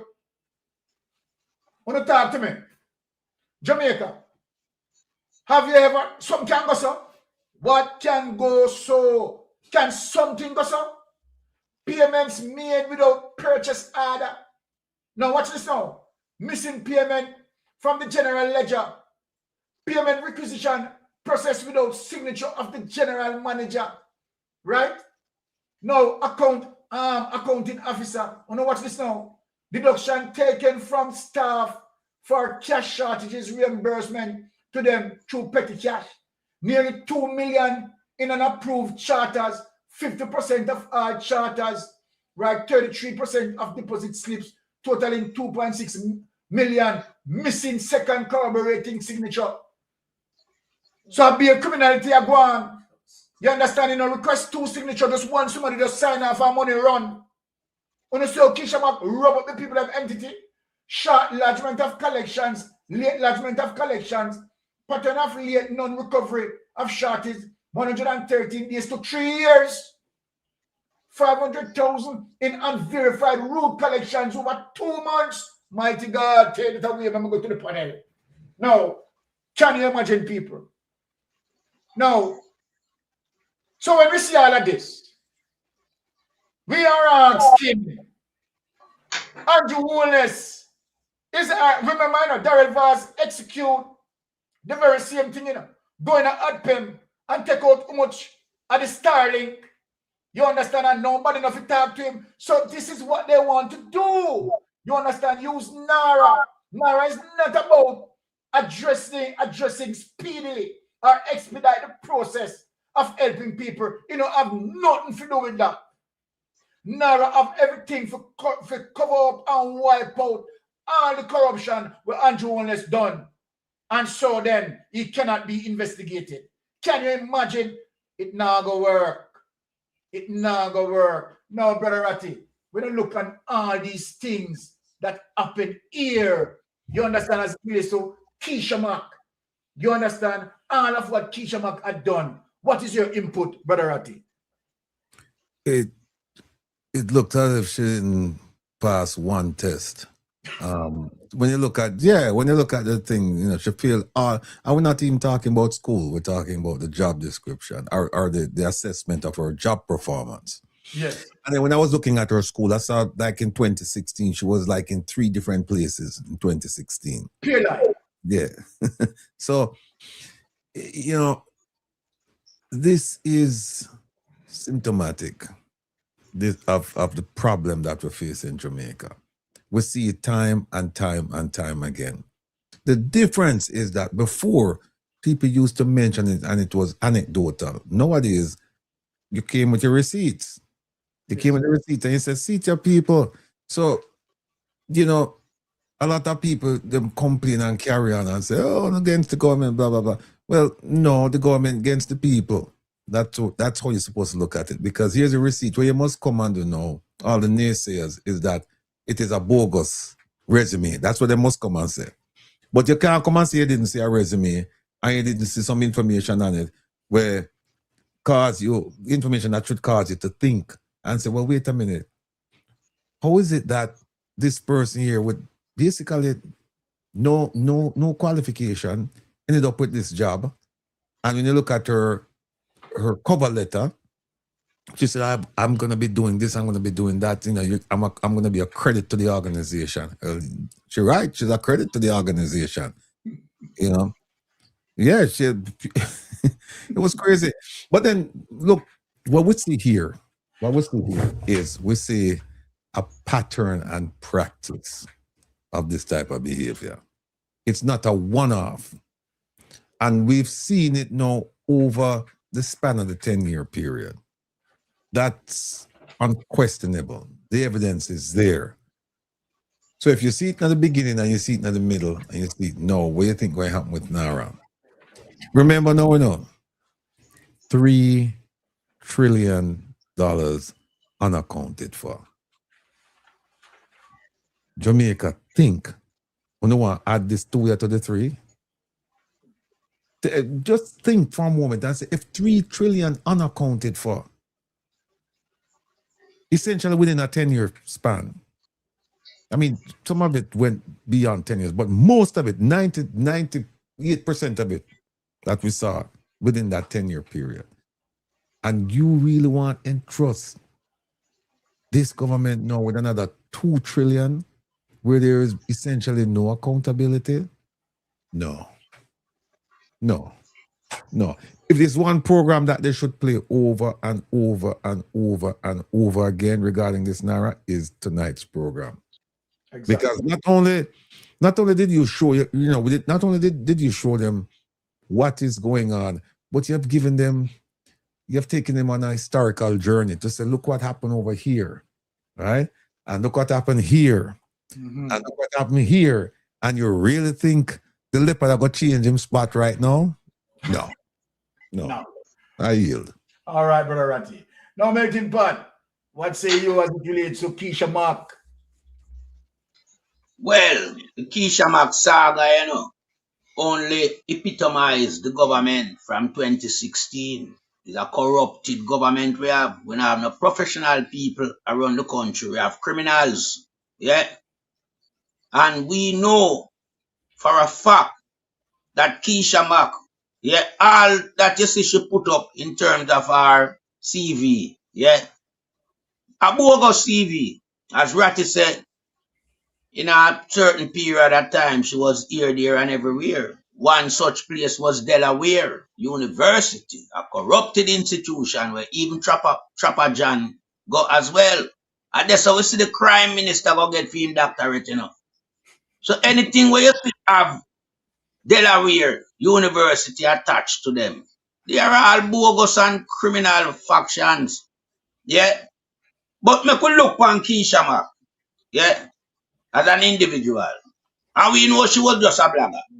Yeah, because if Keisha Mack have all of those requisite subjects and qualifications, she wouldn't be blogging first and foremost Jamaican people. Yeah.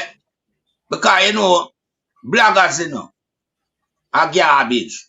You see, around here, so we are investigative journalists.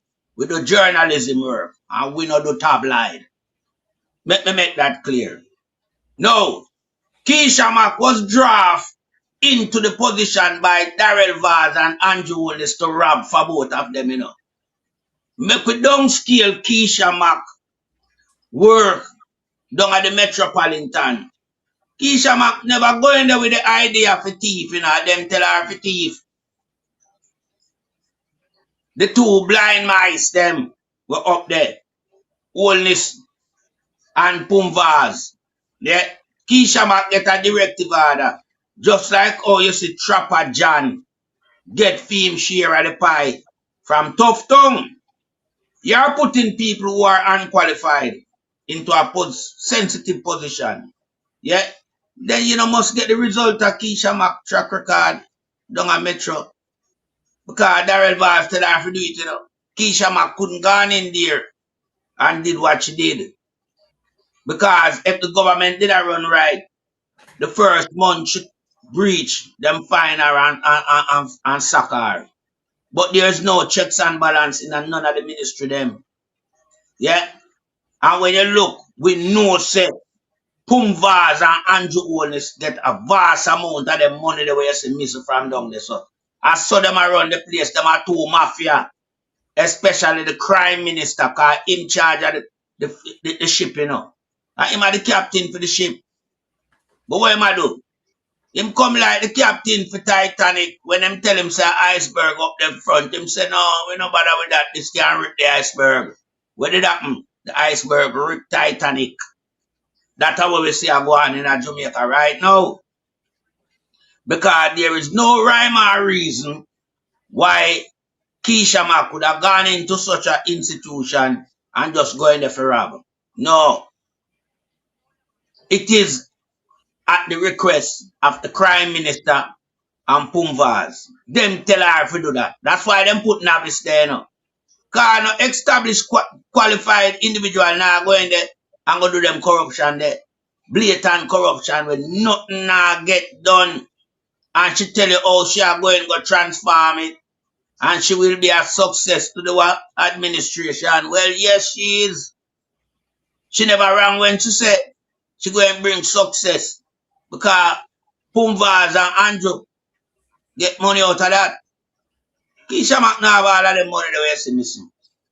Yeah. Pumvaz and the crime minister, them benefit from the proceed. And it's the same thing with Trapper John. Yeah. Trapper John benefit immensely from the position where Tough Tongue put him in. Because Tough Tongue put him there for steal, you know. I be a criminal around the administration, man. We're not afraid to tell them. We don't.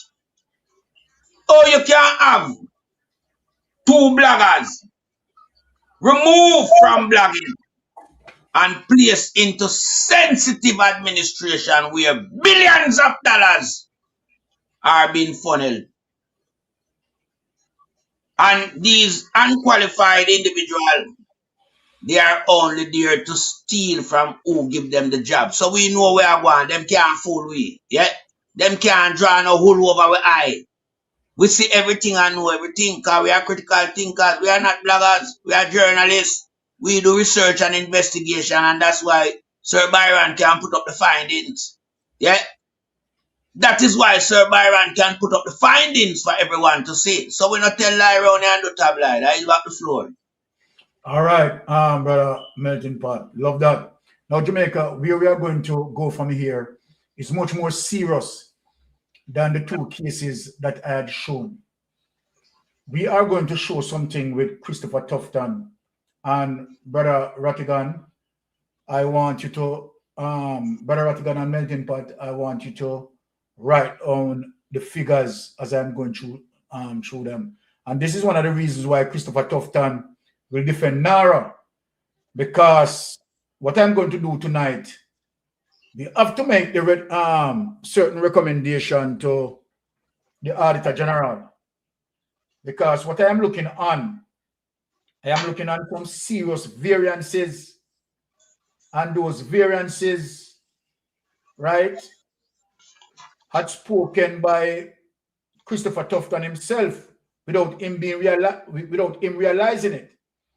Now I'm going to play a clip with Dr. Christopher Tufton, right? And I want Brother Rattigan and Melting Pot to take note. Yes. So let us play this clip, right? With Cliff Hughes. Let us play this clip. Now, Jamaica, I want you to listen to this and look on this because this is extremely serious. So you must understand the people who are protecting NARA, who are talking positive about NARA. This is the reason why. Now listen to what Cliff Hughes is saying. No, go up. You have to come out and go in it again because you're the health minister must do these undercover, under the radar visit. If you really want to know, Dr. Tufton, what is happening in your hospitals, you can't dress up in your jacket and tie and turn up there with an entourage. No, put on your jeans and go on and one heavy hat and shades to see what really are going on the ground at KPH and the hospitals across the country. That you boast that you spend billions of dollars every year. This is what people are experiencing 11 times in 16 months. And she can't get the problem with her eye fixed. 78 years old. It's a wicked act. The hell. Hold on, people. Did we just hear that from Cliff Hughes? Take that away. Did we just hear that from Cliff Hughes? Cliff Hughes is saying to Jamaica that here is Christopher Tufton, who bragged on the political campaign that his administration had spent billions of dollars. But yet, where is the value for money? Cliff Hughes just said that. Now, and Cliff Hughes is telling him that he need to take off the jacket and tie and camouflage himself and go in there to see what is happening. Me know say Cliff Hughes are trying to deflect responsibility from Christopher from Christopher Tufton. Christopher Tufton is the head cook buckle washer for the tea free.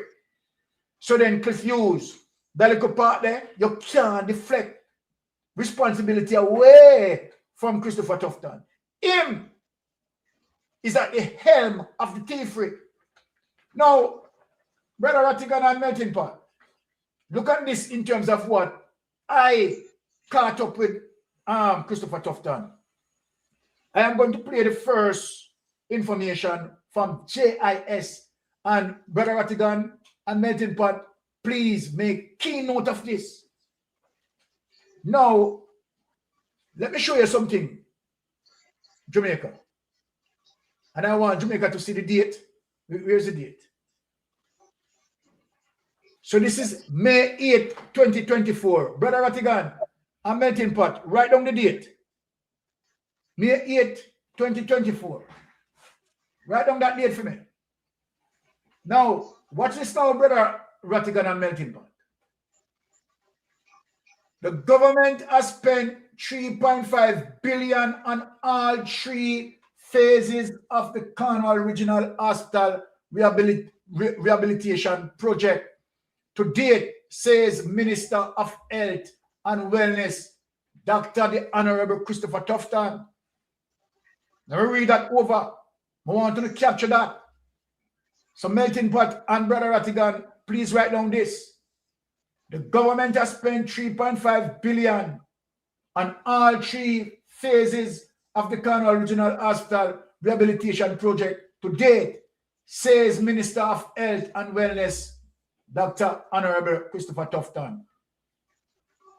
Now, let me take away that document. Let me take away that document. Jamaica and Brother Melting Pot and Brother Rattigan, what I want you to process in your mind, that between the period to 2017, as it relates to when the rehabilitation of the Cornwall Regional Hospital started, between 2017 to 2024, I want you to write this down. Christopher Tufton said he spent $3.5 billion. I want to make sure you write down, and I want the entire world to follow me on this particular investigation. Now let us move to the next information. This is where we're going to catch Christopher Tufton and criminality. Let us go to the next information. The government has so far spent more than 9.4 billion. Let me explain it. Catch it back money. Now, this is 2025. People, I want you to understand this is 2025. Christopher Tufton stood up in Parliament and listened to the money that Christopher Tufton said he spent in 2025. I want you to hear him. Listen to him. Play. On Cornwall Regional Project, not the 24 billion. As a matter of fact, every time I hear opposition member reference Cornwall Regional, they move the figure from 23 to 26 to 27. So let me just say, up to now, up to this point, we have spent $9.4 billion, 620 million on professional services, 5.8 billion on works, 235 million on medical equipment, 2.2 billion on the operation of temporary facilities, which needed to be put in place to deal with the persons who are in the facility and subsequent treatment of others, and close to 524 million on support services. This involved, by the way, to date, this is important for the record, Mr. Speaker, this involved some 35 contractors, as I understand it, with a procurement process that at times involved. Where am I going with this, Brother Rattigan and Melting Pot? So then, between 2017 to 2024, that would be what? 7 years? 7 years, am I correct? Yeah. So it took Christopher Tufton between 2017 to 2024, right, to spend $3.5 billion. But between 2024, Brother Rattigan, and 2025, 1 year, Christopher Tufton is telling Jamaica that in the 1 year, he spent $9.5 billion. What I want you to do to get the variance, Brother Ratty, is to, and Brother Melting Pot, take away 3.5 billion from 9.5 billion. Let us see the variance. I think the variance, do it quick. Let us 6 billion. Huh? 6 billion in a 1 year. So let me ask a question, Jamaica. Because a lot of mainstream media, right, not investigating these things. So it is the will of us who on social media who are investigating these things. So I want to know, Brother Ratty, how could it take Christopher Tufton, right, between 2017 to 2024, which is 7 years, to spend $3.5 billion on the rehabilitation? However, in 2025, between 24 and 25, it take him 1 year to spend $6 billion. Ratty, we need explanation for that. The Auditor General need to look into this, right? Let me ask Brother Melting Pot. When we see this, and let me go into some, so what did I do in terms of that? What did I do? Because this is very serious in terms of checks and balance and accountability. We want to know, how is it possible that in 1 year, Christopher Tufton spent $6 billion in 1 year, where he couldn't have spent that in 7 years? So, Melting Pot, what say you on this situation? Well, there's a vast, disparity in terms of the project. Because, when time you start a project, that's when you put in the most work. Yeah. And as you go along, the work reduce. But we are seeing here now where from 2017 to 2024, as him state, him spent 3.5 billion.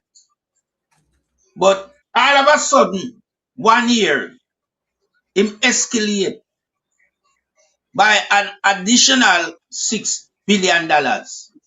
Now we know that is 3 card trick and con in a one. You understand? Because you see, this administration, they know Jamaican do not listen attentively to what they are saying. And in some quarters, they make a bag of noise and beat down so the people can't hear what them are saying. Yeah, but we note what they are saying. Yeah, and that is why when you write things on paper, you can't forget it. Now we know them come back 1 year after to deceive the people with the big pot of lies. Yeah, the whole heap of corruption where tough tongue are going with him realize him numbers now, him have to up it to a certain level because them a thief the money now, wagga, So him realize the 3.5 over the 7 year, based on where them gone with through the corruption scheme. Him have to come now 1 year and put on another 6 billion. Because him a make it look now, in a real time, like that them spend. But if he had spent that money by 2025, that project should have been accomplished and done, and the people have reap the benefit. Because it's a project that started out at $2 billion Jamaican dollar, and it started out at a refurbishment exercise. Now the money we're gone from Cornwall Beryllium, that should have built Cornwall Beryllium from out of the ground. Supposed to be a new Cornwall Beryllium hospital. So we are look upon everything where the administration are going with from 2016. It's a criminal administration that's been running the place. And guy like Tough Tongue must be held accountable for the widespread corruption, utilizing nearly 24 billion Jamaican dollars taxpayers' money on a project that initially started out at a $2 billion refurbishment cost. He has to tell us why has it escalated beyond the point of $2 billion to now be sitting close to $25 billion, and why has it taken the time that it has took but yet not deliver in its completion to the public for the public to use it. I rest my case. Well said, Melting Pot. Brother Rattigan, this is mind-boggling to say the least, as it relates when we look on the time in terms of, what money being spent as it relates to $3.5 billion that's spent from 2017 to 2024, right? That it took them $3.5 billion to spend that money. However, between 2024 and 2025, Christopher Tufton is reporting that he spent 9.5 billion, a variance of 6 billion. How could that possible, Brother Rattigan? What is your input on that situation? Well, if the money was spent on the Cornwall Regional, we would have seen it. We would have seen it. The money wasn't spent on Cornwall Regional. And then if you remember one of the first expenditures he mentioned was professional services. Something like 600 million or something to that effect. It's just not adding up. And Melting Pot said two things that resonate with me. One of them, him said that with a construction project, a lot of the work gets done in the first, second phase. Yes. A lot of the work gets done. That's where you spend most of your money. Yet, the first 7 years, it's 3.5. it would have make more sense. You said 9.4 for the first 7 years, and Exactly. then 1 year, the 3.5. But that's not what I'm saying. No. That's what was reported. Another thing where Melting Pot said, where this one really, really resonates with me, and it should really resonate with everybody. He said that people are not paying attention. And he's absolutely correct. Yes. Because where's the outcry? Where's the outcry? People not paying attention, because how you can have somebody come up and it's not some DB, some run-of-the-mill. This is a minister. It's not the permanent secretary. This is the minister come out and said, for the first 7 years, I spent 3.5, But in 1 year, I spent 6 or 5.9 then. Him saying 5.6, right? And this man has no credibility. This is the same market me, man, The same man with so many scandals surround him. And this is the man, people. This is the minister. And again, it's a pattern and practice we see throughout the government. But this man, every time he's been called to explain, what does he say? It's not my fault. It's not my fault. I wasn't there. It's his ministry. But he said he blamed everybody. He blamed the regional hospital administrator. He blames the patients. He blames visitors. He blames everybody. Yeah. This man does not take blame, people, and it is a mystery. And look, think about if Christopher. Well, it's not just him, but all of them. But just take him because his losses are egregious.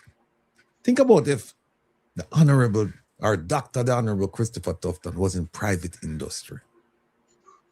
Private industry. You think private industry would make him would that keep him there so long? For him just keep waste billions and billions. You don't been fired a long time. The first year when them go and look and say, well, show value for money, and them don't see them. Sorry, fine, next, and him gone. But they just keep him there, and you see it time and time again with these ministers where it's just the wrong person they put inside there. I'm struggling to find a minister that I can say, okay, this was a good choice, and you see where the person is trying. I mean, go through all the ministries and you're going to find issues with every single one of them. And if you're objective, people, you have no choice but to say what these men are saying around here tonight, and the Queen, what I must say, is right on the money. It's right on the money. Yes. There's no guesswork going on around here, Exactly. Guesswork. We're not guessing and say, well, somebody tell we dreamt it, or we think so, or we feel so. No, the evidence is right there. They said for the first from 2017 to 2024, 3.5 billion. From 2024 to 2025, 9.4. A difference of 5 point, an increase of 5.9. Make it 6. Yeah. Make it 6. And then you ask the question, please show me how you spend this money. Show me something. It's crazy. Can't show you. Yeah. All right. So, people, all right. You what happened now? We want to tune into the parliament process, and then, the panel break it down and people call and just interact. Sir, yes. I can say something to what Ratty said in our final words. Ratty, you wouldn't have to show, the project could have shown the people. The project could have taken on a different dimension and new outlook. That's it, so the project can move. That's true. Yes, sir, Byron, go ahead now. All right, yeah. So we are going to show this. Let us get an understanding what is happening as it relates to this bill. Yes, Oni.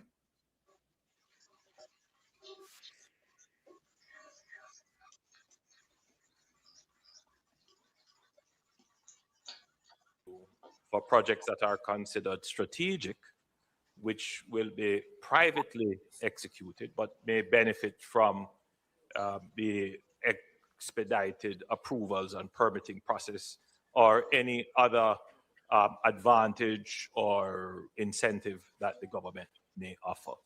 So essentially, there would be two types of projects, projects that are public and projects that are private.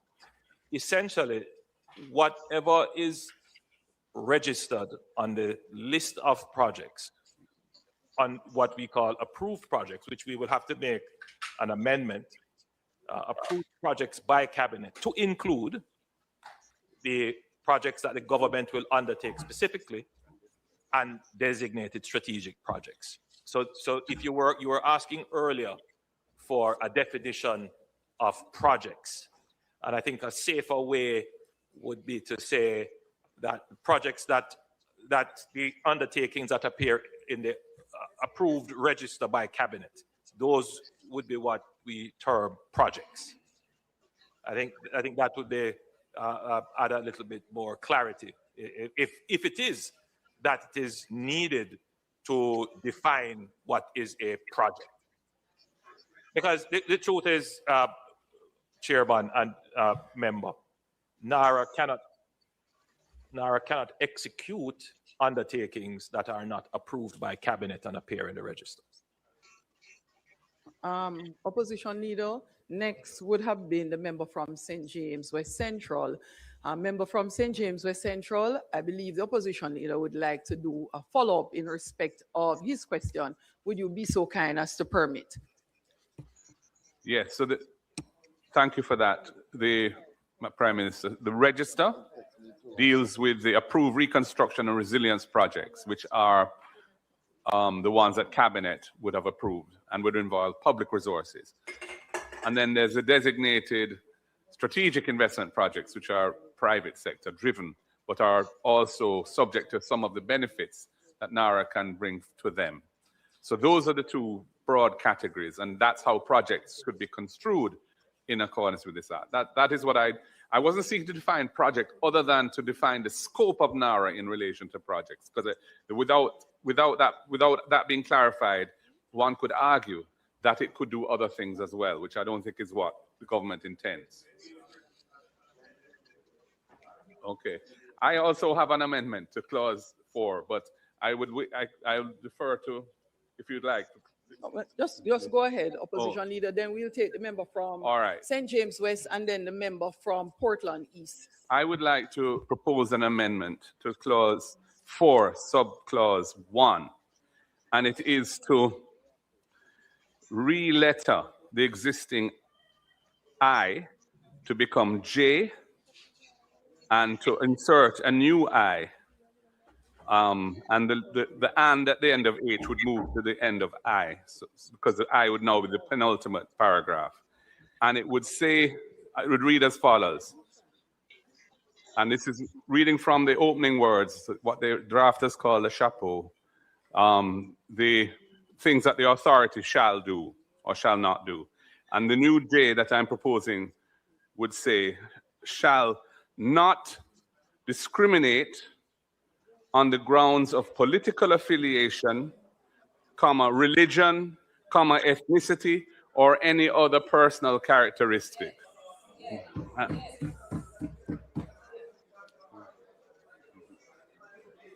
I'll read it again. Leader. Huh? Oh, not finished.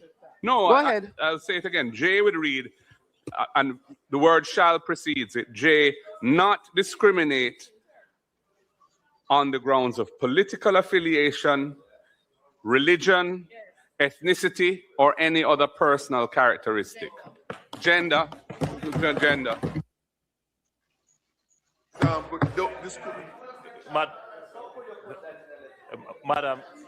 Madam Chair.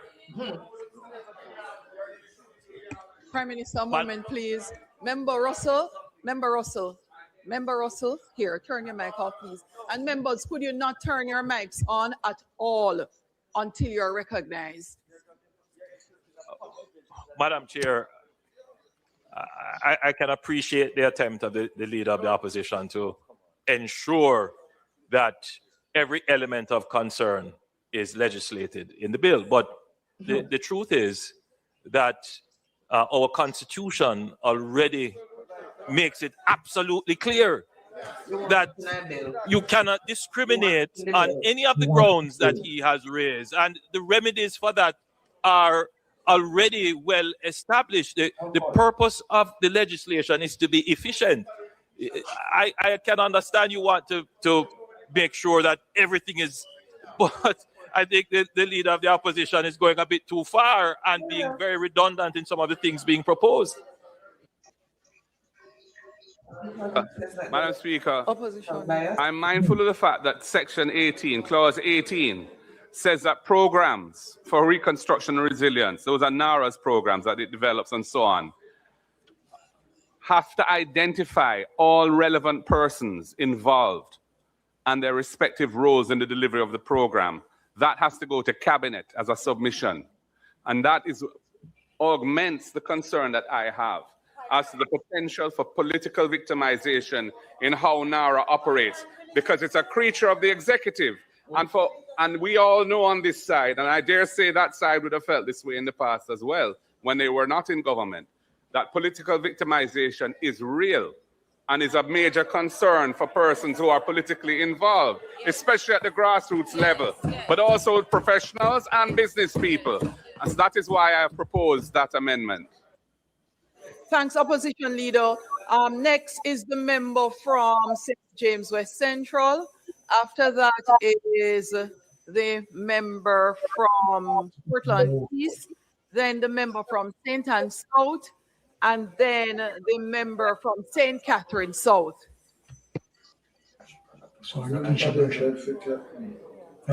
Thank you, Madam Chair. Seeking some clarification. The reference to cause projects, programs, and plans to include standards, specifications, and requirement. This is at clause 4.1f, as whether the intention is to have new standards created, or are they referring to existing legal standards? So, for example, if you look at the newest piece of legislation in the among the laws that are impacted, you have the Building Act of 2018, and Part 3 speaks of the National Building Code. And when the act was being done, the code, the documents, the law provided what would comprise the National Building Code. And it says the documents are the International Building Code as modified by the following documents, each of which is declared by the Bureau of Standards to be a standard specification pursuant to Section 7 of the Standards Act and published February 2009. That is to say, Jamaica Standards, Jamaica Application Document for the International Existing Building Code, Jamaica Standard, Jamaica Application Document for International Building Code, Jamaica Standard, Jamaica Application Document for the International Residential Code Document, Jamaica Standard, Jamaica Application Document for the International Fire Code, Jamaica Standard, Jamaica Application Document for International Energy Conservation Code, Jamaica Standard, Jamaica Application Document for the International Plumbing Code, Jamaica Standard, Jamaica Application Document for the International Property Maintenance Code, Jamaica Standard, Jamaica Application Document for the International Mechanical Code, Jamaica Standard, Jamaica Application Document for the International Private Sewage Disposal Code, Jamaica Standard, Jamaica Application Document for International Fuel Gas Code, Jamaica Standard, Jamaica Application Document for the International Code, Council Electrical Administrative Provision and National Electric Code, and other things. So we have legal standards which refer to international standards. And the question is whether the intention is to utilize the existing standards that are part of our law and which can be adapted, both adopted and adapted, or to introduce completely different standards not already part of the law or part of the system that we use for adoption and adaptation. That's the first question. The other question relates to how subclause 4 is drafted. So subclause 4 says the authority shall, if lawful and practicable, utilize existing capacity, resources,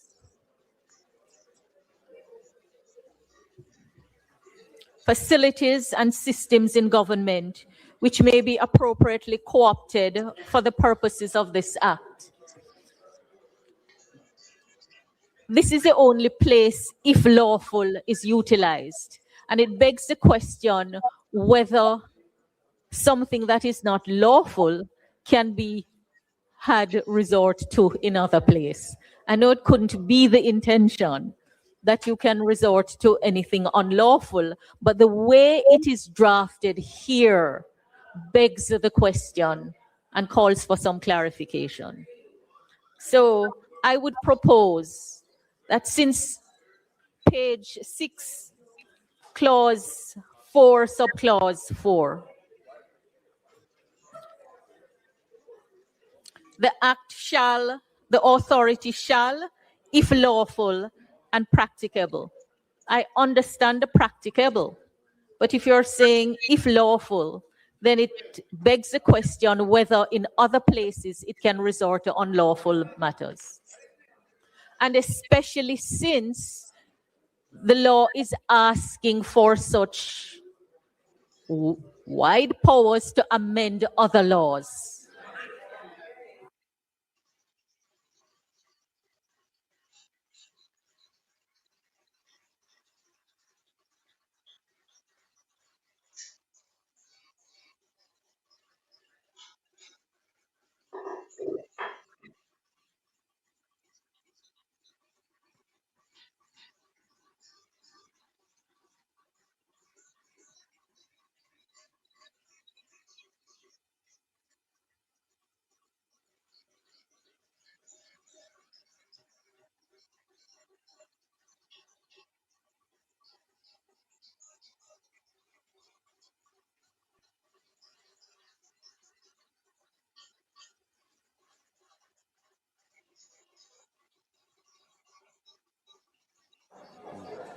Thank you, Chairman. Right, Mr. Prime Minister, just seeking clarity for one thing. I know that the leader of opposition would have raised the issue of definition and projects. I heard your response, but I'm just suggesting that in light of your response, it can be accepted or rejected, but I'm thinking that projects actually needs to be clearly defined. Okay, but I would suggest simply because in your explanation, you gave a distinction between public and private, or government interest versus private. And just suggesting that in relation to projects, that an inclusion of natural disaster relief efforts to be distinct from building construction. So that, just to say, so that there's no conflict with section 25 and section 19.3, and I had raised it the last time and it was fixed at resilience, but when it speaks of the development of projects and programs and plans shall prioritize, there's a gap in relation to projects remaining undefined. Thank you.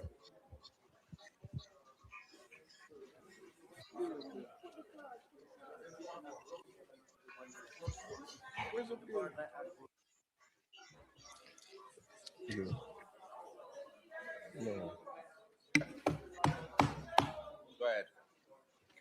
Thank you, Chairman. The two things. First, the Prime Minister in his summation. All right, let me go to the other one since the Prime Minister is distracted.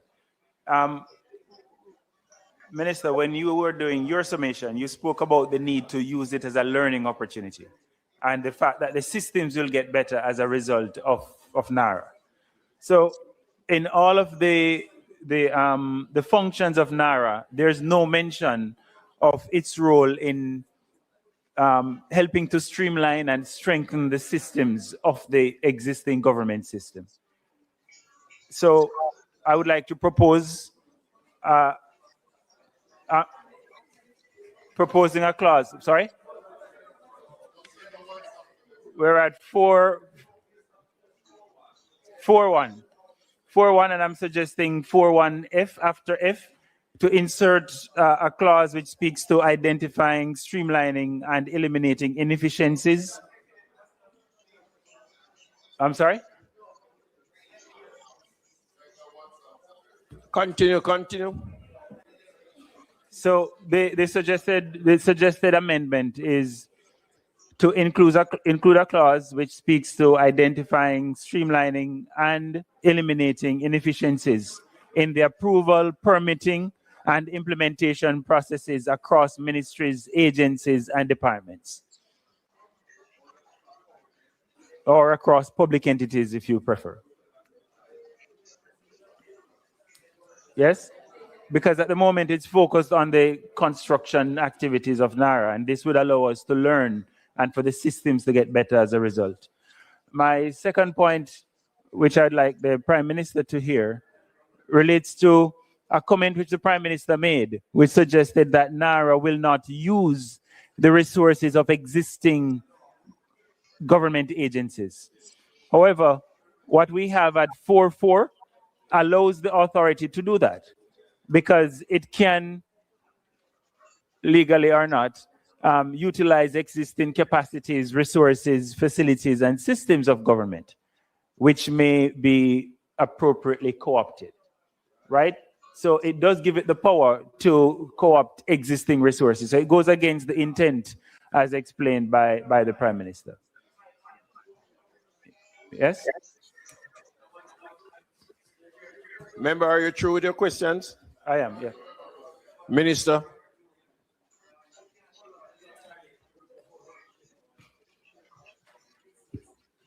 Thank you, Mr. Chairman. Mr. Chairman, I was looking at, I think that this is probably the most appropriate place if we were going to include mandatory environment impact assessment. I don't see it anywhere. No, I'm just asking. I didn't see it anywhere else, and I thought that this would be a good place for it. Did I miss it? No, you didn't. Because if I didn't miss it, I think that it is important. No, even to say we're necessary. I mean, I'd like to know that we are, in fact, protecting the environment, and that we are making sure that these kind of T's are crossed and I's dotted in this regard.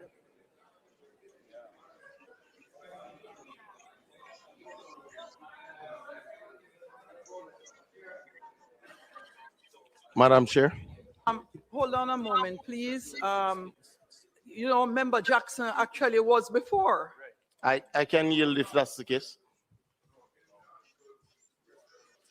Yours was covered. Thank you. Minister Samodo? Madam Chair, there is absolutely nothing in this piece of legislation that is in conflict with the Standards Act. And to the best of my knowledge, I'm the only person in this house on either side that has sat as chair of the Standards Council. So I can say so with a fair degree of comfort, because literally this is an unnecessary point. So, Madam Chair, I would encourage you as a former chair of the Standards Council. I don't believe the member from East Kingston chaired it. I know you'd have appointed chairs. I don't believe the member from Western St. Andrew would have chaired the Standards Council, though you'd have appointed members. Correct? I can assure you, the Standards Council and its legislative remit is not in question in this particular matter. And I would encourage you, Madam Chair, to put this matter to a vote because it is not in contravention of anything related to the Bureau of Standards. And I am certain of that. So please put it to a vote, Madam Chair. Thank you very much, Madam Chair. I just want to respond in short. One, we cannot use NARA as a catch-all for all issues of efficiency. To the member from St. Anne, and the Minister Samuda would have responded to the matter related to 4F. And I just want to say that it will be in accordance with the existing laws of Jamaica. I don't think there is anything else for me to respond to. Can we put the matter to a vote, please?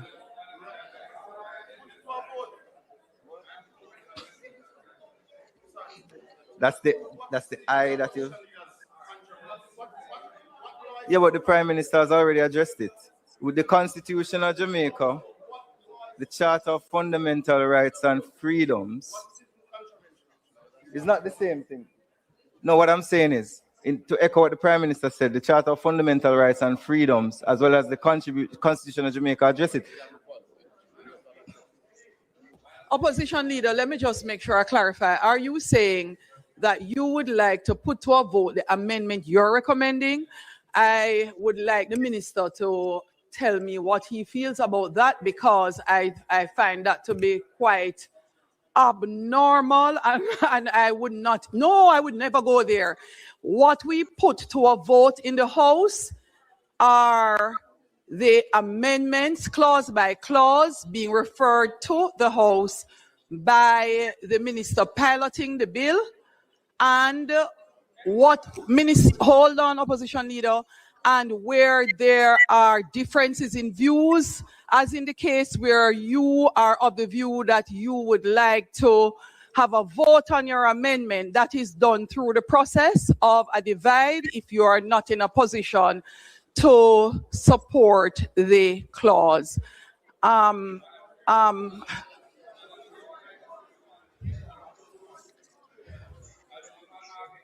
All right, go ahead. Hold on, one at a time.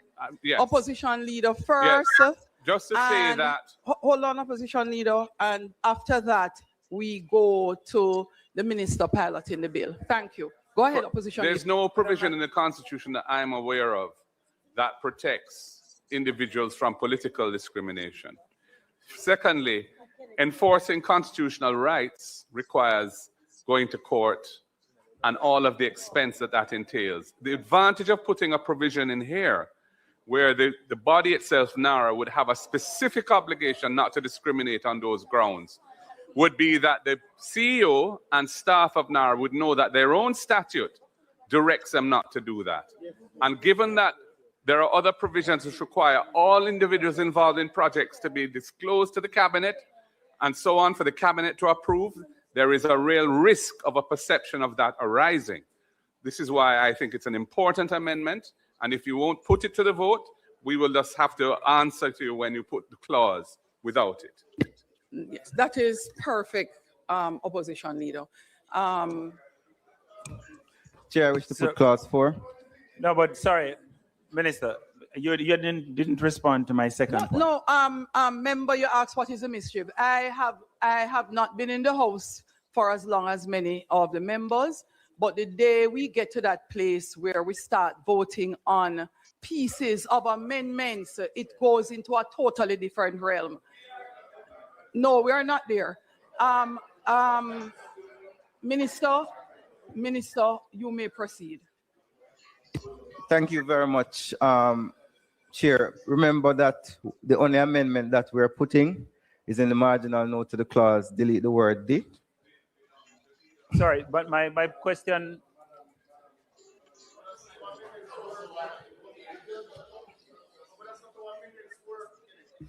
I am putting clause 4 with the amendment. I am putting the amendment to clause 4. I am putting the amendment to clause 4. Those in favor? Aye. Those against? Hold on, man. But divide. Clark?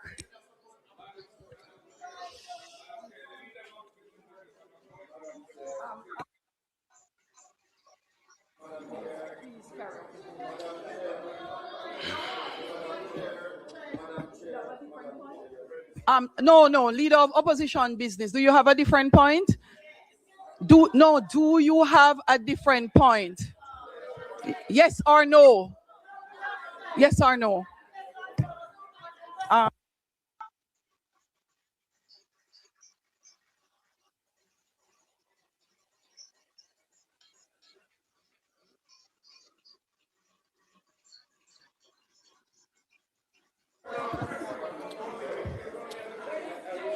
Mr. Azan? The chair doesn't pilot the bill, members. So if the minister who is piloting the bill has asked me to put the amendments, he has already asked. The minister is piloting the bill.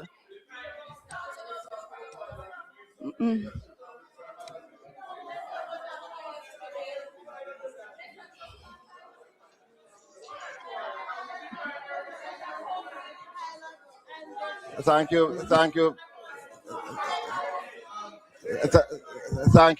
you very much. Members. Yes, Madam Chair, the simple point I wish to put and to make is that any member, any one of us, can propose an amendment to any section in committee That's of the not bill. in question. And Opposition business. Madam not Chair, in contention. Madam Chair, That's not in your contention. role is really to allow the members to speak. No, I take offense to that. No. Leader of opposition business.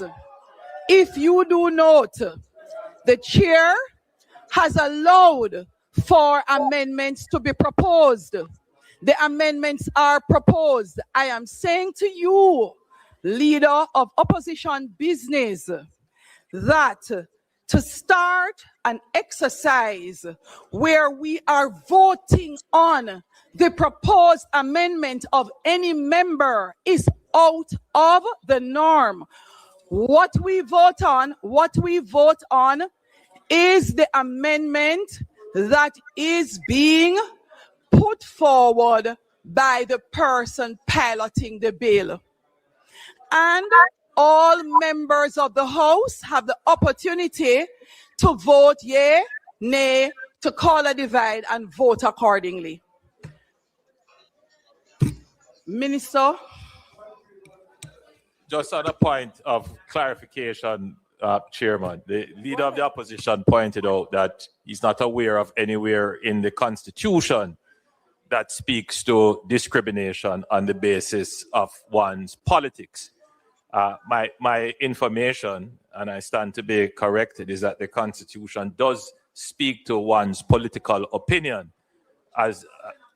So we just, well, one's opinion could equate to an affiliation as well. So I just want that for the record, Madam Chair, that the requirement for this to be included would be redundant.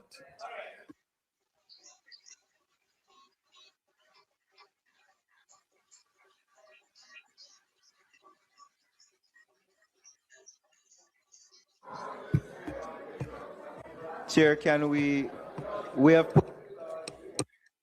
Put your mic on. So members, it doesn't make sense to turn on your mic again, member. We are finished. The person who is piloting the bill, for your understanding, has already indicated that we should put the clause as he is putting forward. Two options are available to us. We vote yea, nay, or we call for a divide. And members, I am asking that we do not go down the rabbit hole of attempting to introduce something very new to the parliament. So as leader of opposition business said, members, every single member is allowed to put forward any recommendation you would like. That is not a challenge. However, the person piloting the bill ultimately will say to all of us in the House, this is what I am putting to the House for a vote. So we will not start a process of voting on what you would like to vote on. House Leader? Chair, we already put the clause with the amendment that we noted, which is in the marginal note to the clause, delete the word "the," and I'm asking you to put that clause. No, so Clause 4 as amended. the question is that we put clause 4 as amended and a divide has been called. Clerk? Mr. Azan, Mr. Bartlett, Mr. Brown, Dr. Brown Burke, Mr. Buchanan, Mr. Bunting, Ms. Burchell, Dr. Campbell, Dr. Chang, Mr. Charles Jr.,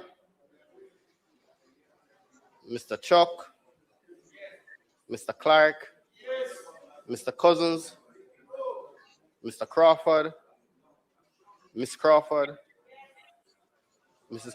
Cuthbert Flynn, Miss Daly, Mrs. Dalrymple Philibert, Dr. Dawes, Mr. Golden, Mr. Gordon, Miss Grange, Mr. Green, Miss Hamilton, Mr. Hales, Mr. Hines, Mr. Hines, Dr. Holness, Mr. Hilton,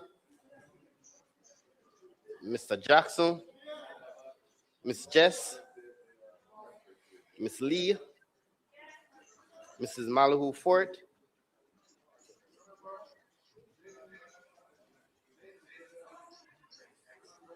Mrs. Malahu Fort,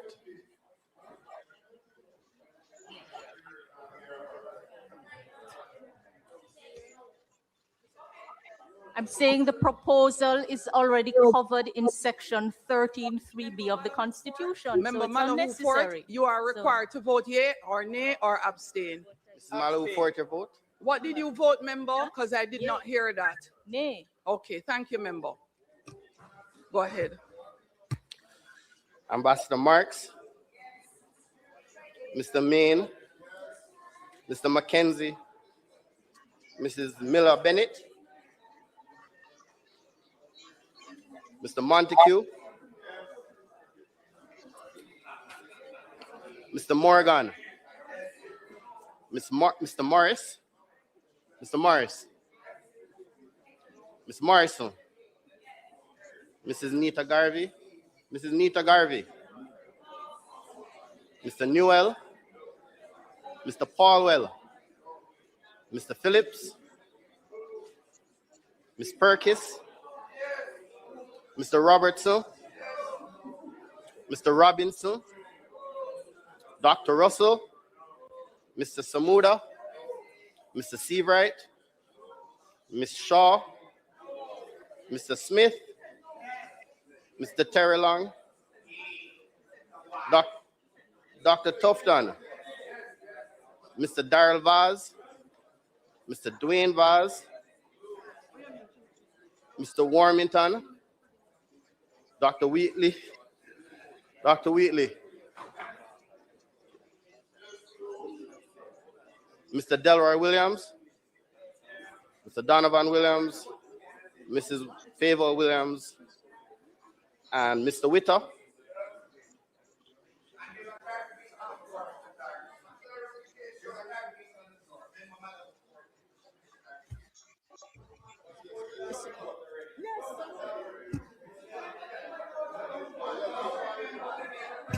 Member Malahu Fort. Yay. Yay. Yay is my vote. I. Yay. Yes. Look here, members. Member Malahu Fort. There's only one chairman, you know. One. No, that's the rule. Please, Please, please, please, follow the rule. I asked what was the vote of the member. No, I couldn't hear her. I heard the member beside her answer for her. She said something about... you can pull it. Member Malahu Ford, what was your vote? She said nay. Yes. Yes. Yes. No, she changed it. No, she changed it.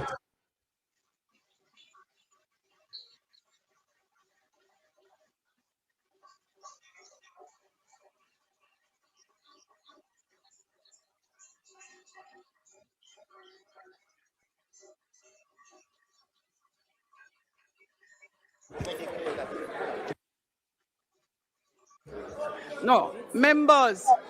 No, I heard her discussing something about an amendment. However, members, it doesn't make sense, you know, like part of it is for us to also learn. I am happy to learn. So Member Daly, the reason why you cannot vote after you have stepped in, which the opposition knows, particularly those who have been in the House before last year, they're aware. Once you're not here when your name is called, that's it. However, if a member wants to change their vote up until the time that we have tallied and announced the tally, they are at liberty to do so. So whatever the member voted, the member is able to change her vote if she so chooses. Member, but pardon me? No, you were not in the chamber, Member Daly. Tally, please.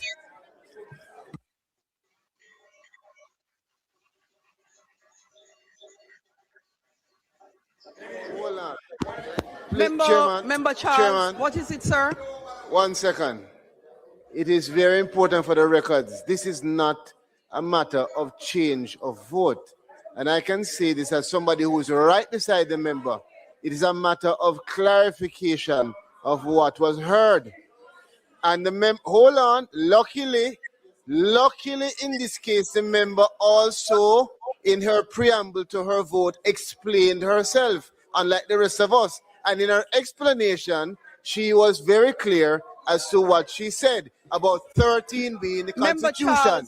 So a nay vote would make no sense. Member Charles, you are absolutely correct because it was in her explanation. Exactly. So that I appreciated. That clarification. Yes, and members, Erskine May, paragraph 2586. If any member of the Lords by mistake votes in a wrong lobby, they must wait until the others in that lobby have voted and then ask the tellers not to count their vote. The tellers then accompany the member of Lords concerned to the table. And look, no, she did. She did. She said that's not what she voted. And no. And Mr. Cousins, I don't know why you'd like to be here forever. Okay? But the member's explanation, which I listened to, did not accord. She was actually objecting to the amendment being suggested. That's what I got from her statement. So let me tell you, members, the ayes 32, the nays 27, and absent 3. Members, the clause carries as amended. Next clause, I wish to put clause 5, 6, and 7 without amendments. I wish to put clause 5, 6, and 7 without amendments. 5, 6, and 7 without amendments. Members, the person piloting the bill, that's not a joke, you know. 5, 6, and 7. Oh, you don't ever do that, member. Marshall, please. Angela Brown-Burke, I name you. Outside. Marshall, vote for her. Angela Brown-Burke.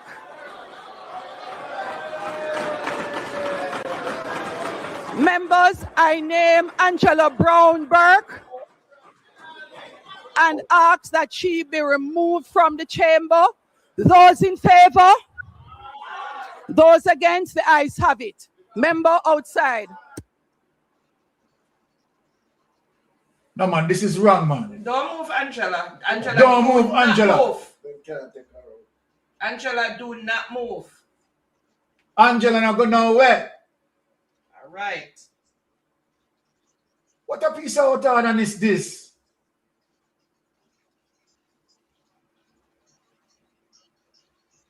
Mistake. Yes, what I tell you, say that is where Bunting should have done with her in the PAAC. Yes. Him should have chased her out. You see, she come now and take people to Stand in order under rules of order number 43. Subsection 2, the speaker or chair shall order any member whose conduct is grossly disorderly to withdraw immediately from the house during the remainder of the day sitting, and may direct such steps to be taken as are necessary to enforce such order. Everybody else.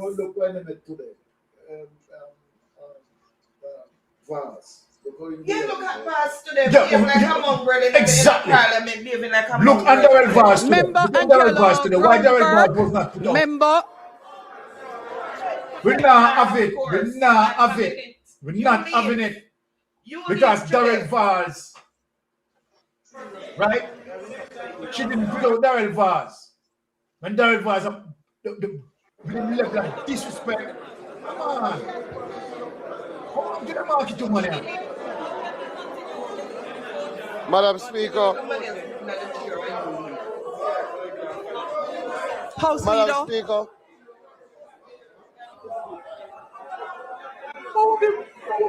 Madam Speaker, I hereby move. Madam Speaker, I hereby move that the member for St. Andrews South be suspended for the rest of the duration of the House. No. Ratty. Those in favor? Those against? Why don't discipline Darrell Vaz? Clark. Bias, Mr.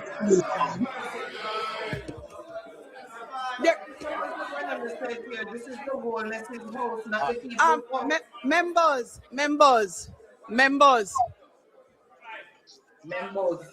Members.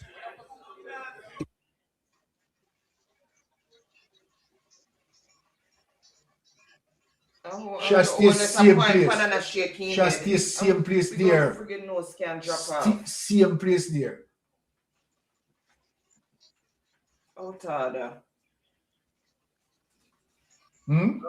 Criminal Darrell Vaz. Criminal Darrell Vaz. Right up what that was disrespectful earlier.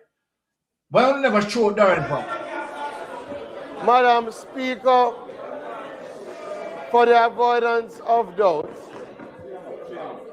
Chairman, the motion that is being moved is that the member for Southeast St. Andrew is suspended for the remainder of the sitting.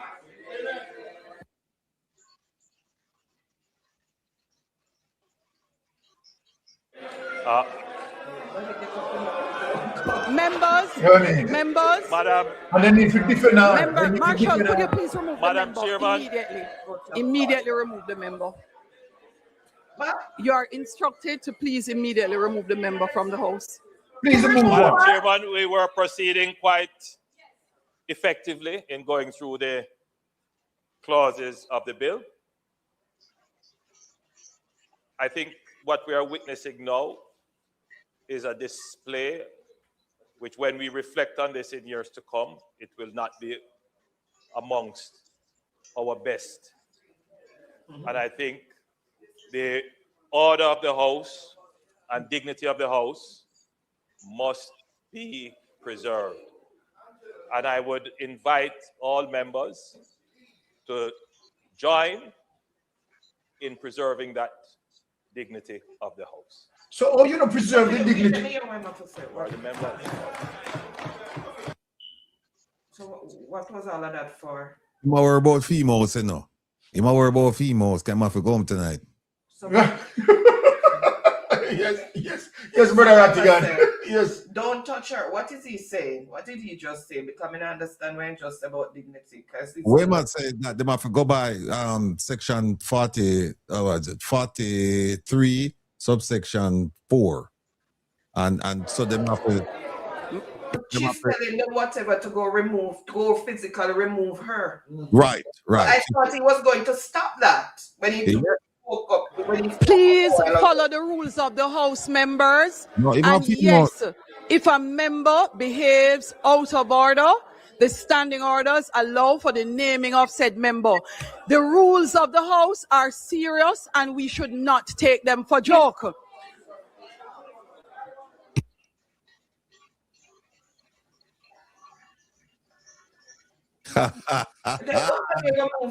What a banger on this tonight. God. I thought he was going to say, no, let's not do that. Let's see Johnson menopause lady F up. I will security them as second mover. Some the man who No, the marshal. Them have a marshal inside them have a marshal inside Parliament. See right next to the guy in the black coat.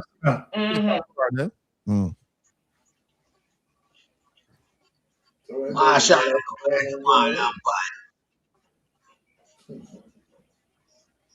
Not moving. She not moving. She not moving.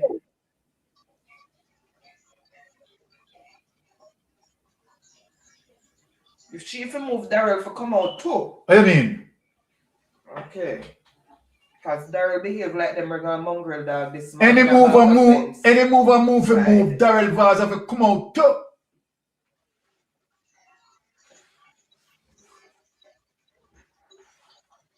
It's a way you get when you have husband and wife, you know.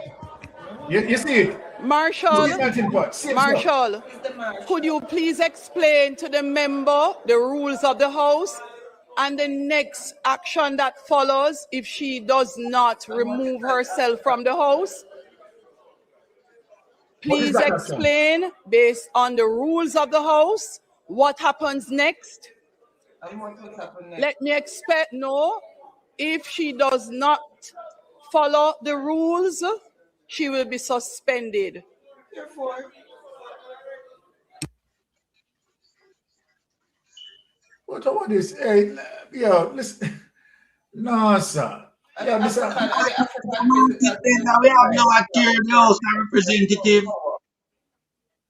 It's a market vendor. We have no chair the house of representative. And when you have such, despicable individual, you have this problem. Because if you, as a speaker of the house, going to administrate any kind laws and regulation, you have to have it right across the board. Members, I have suspending the committee and resuming the House, Marshall. Marshall, could you lift the mace, please? That's subsection Suspending 5. committee. Yeah, that's subsection 5.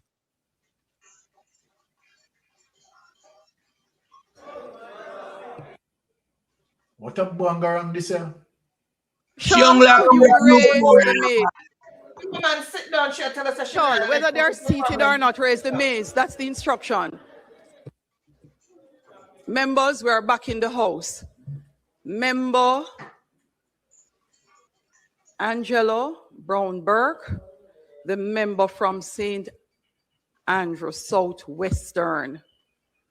I am asking that you appreciate that you have been named by the chair in committee and you are named by the Speaker of the House for disorderly conduct. Member, at no time can you grab the mace in Parliament, not even in jest, member. And not in protest either, member Burchell.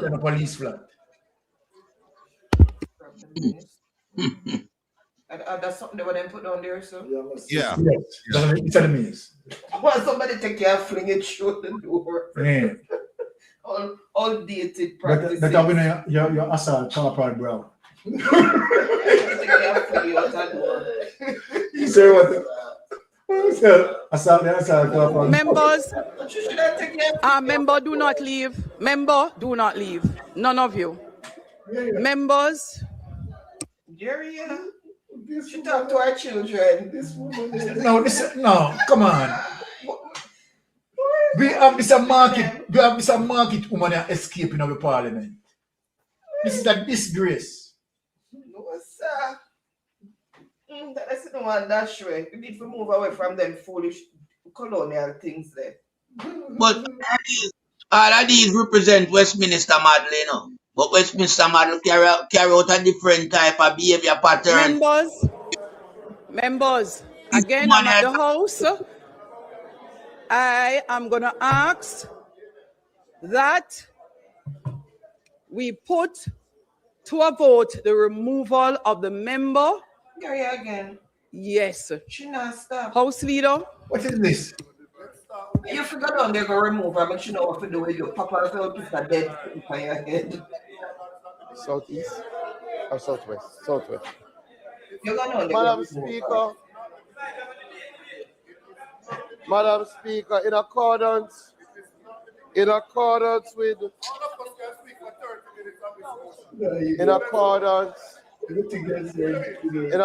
there's no debate. Andrew, get in your wife. accordance with standing order 43-4, I move that the member for St. Andrew South East, Southwest, St. Andrew Southwest be suspended for the duration of the rest of the sitting of the House.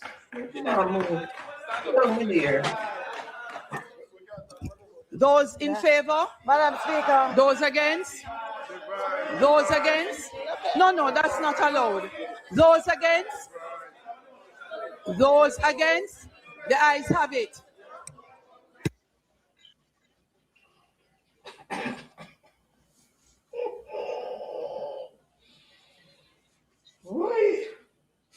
No, sir.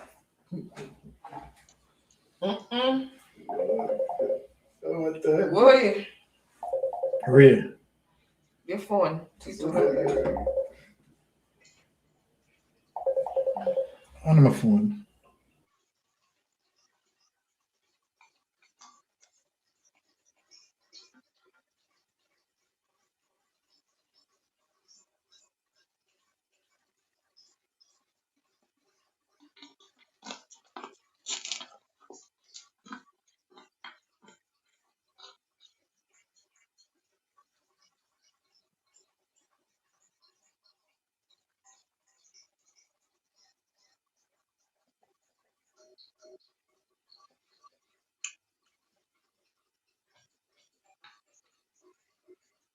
Market vendor mash up parliament, man. Market vendor want rule. Melting pot. This serious though. More than serious. But look at Darrell Val's behavior earlier today. Did she move Darrell Val's? Members? No. And I'm going to suspend the sitting of the House for 5 minutes. We will be back at 10:50. Those in favor? Those against? The ayes have it.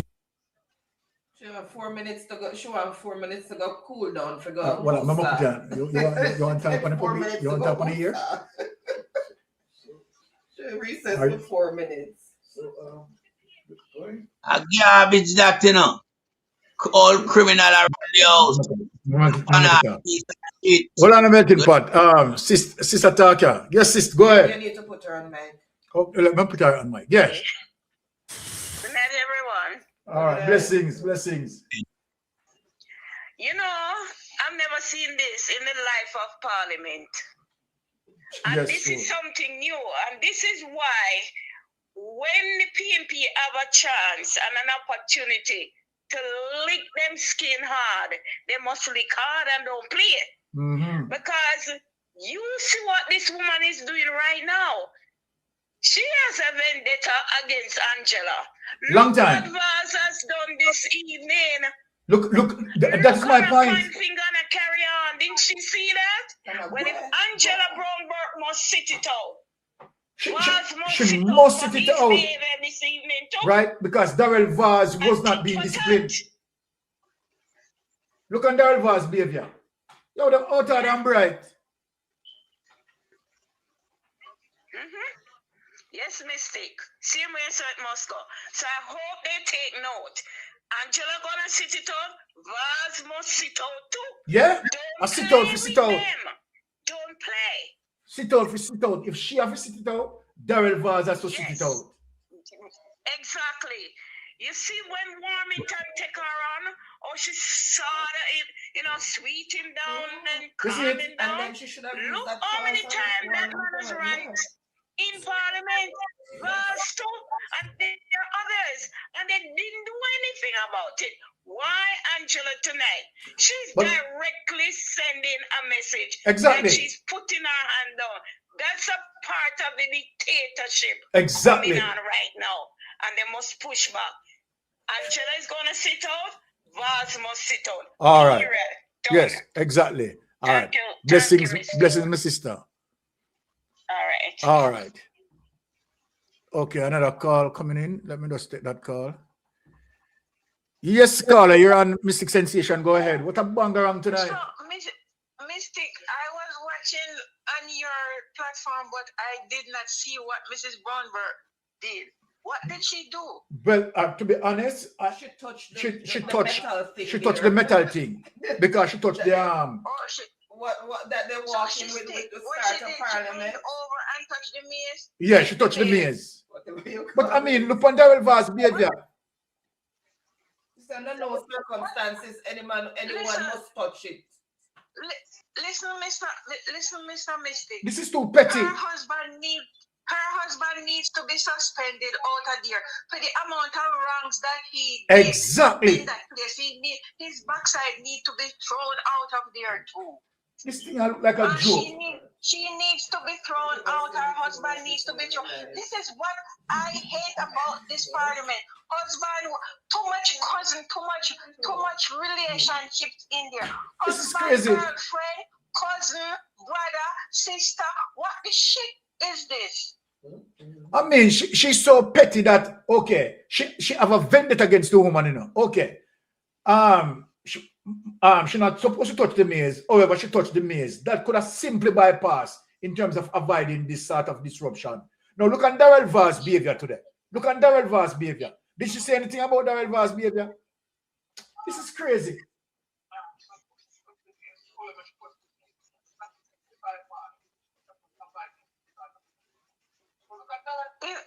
If it is me and the opposition, I walk right out.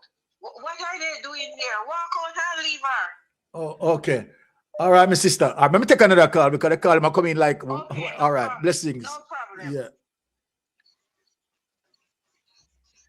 Yes, caller, you're on Mystic Sensation. Go ahead, please. Hello, my dear. Yes, you're on live. How are you? I know the time is running right now. She might be coming back. But Mr. Your panelists, how you guys doing? Yes. What she could have do right now, she could have just used this as an example and give a warning. And exactly. That's what she's to be doing, because what she's doing is not wrong. But this is the first time it happened. Yes. Use her as an example, but allow her to stay. That's what I'm saying. Exactly, because and I think that's fair enough, sir. Okay. And you're perfectly right, because all right, yeah, we understand in terms of the established rules, but when you look on Darrell Vaz's behavior today, I saw him. It was crazy. That's why she should get back on her seat and said, listen, I don't care what part in the future step out of the line like this, it's going down. You understand what I'm saying? And I think that would be fair enough. Just let her stay, speak to them. Stuff like this happen again, I'm taking no sides. You gotta go. But let her stay. It's okay to make a mistake first. Okay? Exactly. All right, Carla. Love you that. have a blessed one. Blessings. Okay, Blessings. bye-bye. Bye. Okay. Yes, caller. You're on Mystic Sensation Live. Go ahead. Yeah, Byron, good night. Blessings, Thank blessings, you my on the brother. panel and Mrs. Sensation. Blessings. Well, I just stepped in. I see like there some disturbance. What went on? What went on? Well, what happened is because Angela Brownberg touched the maze. Hold on. Angela Brownberg touched the maze. Oh, okay. It was a farmer protest or something, because that's one of the way where you can get them to stop anything where take place, you know. Yeah. So maybe she did it in a form of protest. I don't know. Well, I mean, all right, look. Well, it is what it is. But what I'm saying in terms of Daryl Vaz behavior, it's crazy. I saw him this evening, and nobody said anything. I saw Exactly. him while the guy was making his address. He was over there getting on in a real disorderly way. And even the cameraman panned on him. exactly. And he was going on the most outrageous way. Exactly. You know, It's crazy. unbecoming. This is crazy. All right. Let me just take somebody else call. Here, caller. Blessings. Yeah, mistake. All right, No cool. problem. Have a good night. Yeah, Blessings. Cool. Yeah, yes, Jeffrey. Hold on, Jeffrey. Hold on. Cancel the video. Because touch video. Cancel the video. Okay. Yes, Jeffrey. You want to go live? Yes, I want to go live. Okay. All right. Let us hear from Jeffrey Tavares. Jeffrey's on the line. Yes, go ahead, Jeffrey. Good night, everyone on the platform, Mr. Rattigan, everybody else, and then good night to everybody. What we're seeing now displayed in the Houses of Parliament, it's unbecoming of the Speaker of the House of Parliament. Agreed. And we the Jamaican people must stand up and demand that this Speaker must be removed. I've seen it displayed by Daryl Vaz earlier on. Exactly. I've seen it displayed by other members of the House of Representatives. That's unbecoming of them. Now, I have been watching it all day. Whatever Angela Brownberg did, I really don't see it. But I am saying tonight that I have seen a display of unity amongst the People's National Party when they stand up with Angela Brownberg. And I would say to her tonight, do not move. You're doing the people's work. You're doing the people's work. You're assembling to do the people's work. It's full time. The Speaker of the House of Representatives realized that the House of Parliament is not her Beverly Hills home, not her Cherry Garden home. It is not her Mona Heights home. It is the People's Parliament. Exactly. The People's Parliament. And we, the Jamaican people, must stop this damn nonsense and call for accountability. We must put away PNP and JLP and stand up for this country. We cannot have two branches of government run by a wife and a husband. The time has come for all of us to stand up and say enough is enough. And I stand with Angela Brownberg tonight. Do not move. Stay in there. Do not move no matter what happens. Stay and fight for the people of this country. This NARA bill. Jamaicans better to wake up. Have a good night, Mr. Sensation. Thank you. Bless up, Jeffrey. All right, cool, awesome. You understand? I totally in agreement with Jeffrey, what Jeffrey said there, right? I mean, when you look at that, I mean, it lends for professionalism, right? Brother Ratty, let me just bring. Oh, Brother Ratty is engaged. Melting pot. You know, I mean. Yes. Yes, sir, Byron. This, knowing to the fact that Daryl Vaz was extremely disciplined, but she chose not, you understand, to discipline Daryl Vaz. However, now a little mishap in terms of might be Angela Brownberg and must touch the maze or something like that. And because she have a vendetta, right, she just decide that, okay, all right, she's just going to use that opportunity, right, to try to, disrespect her. You understand? That is totally wrong. What say you on it, Melting Pot? That's a complete biasness. But make I just say something. The only way a Speaker of the House could, reprimand Angela Brownberg in regards to the maze is if she got up and lift up the maze physically. She just touched the maze.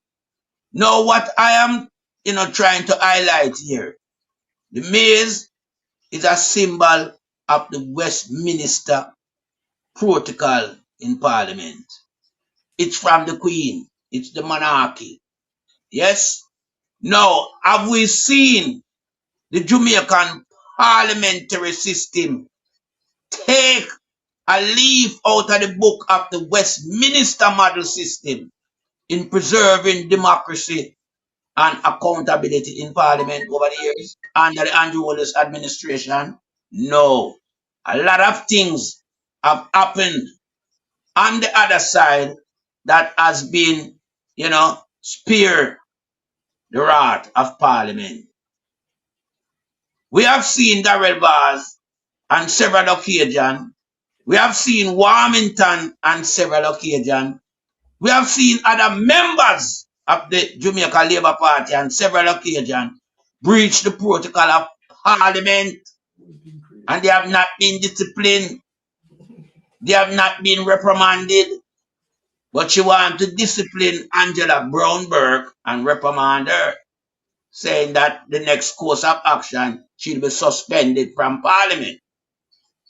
Now, Angela Brownberg has a responsibility and a role to play in Parliament, and that responsibility and role is to represent her constituency.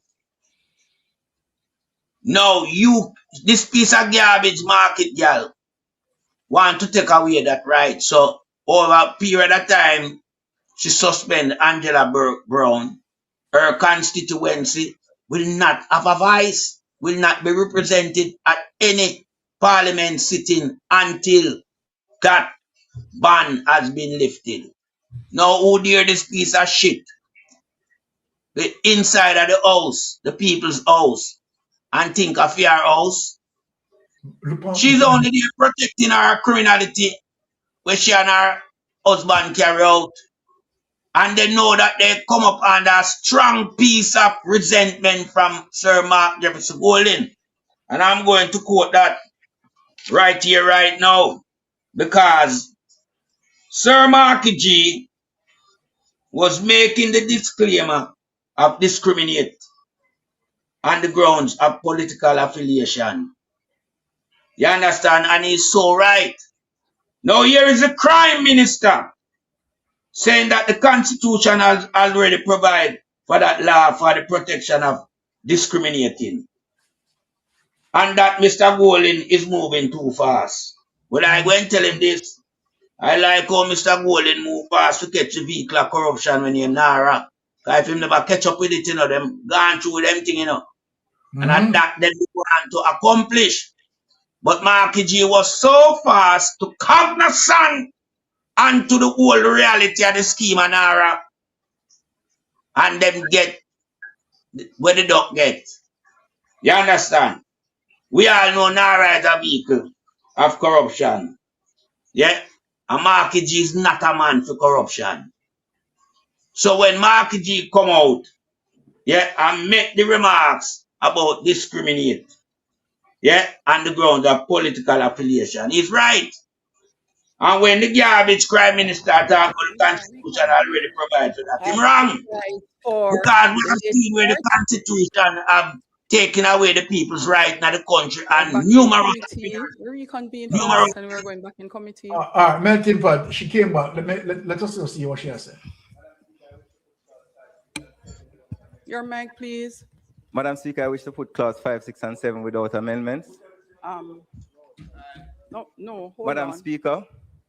Member Malahoo Ford, member from St. James West Central. Which of the clause do you have a challenge with? Clause 5, clause 6.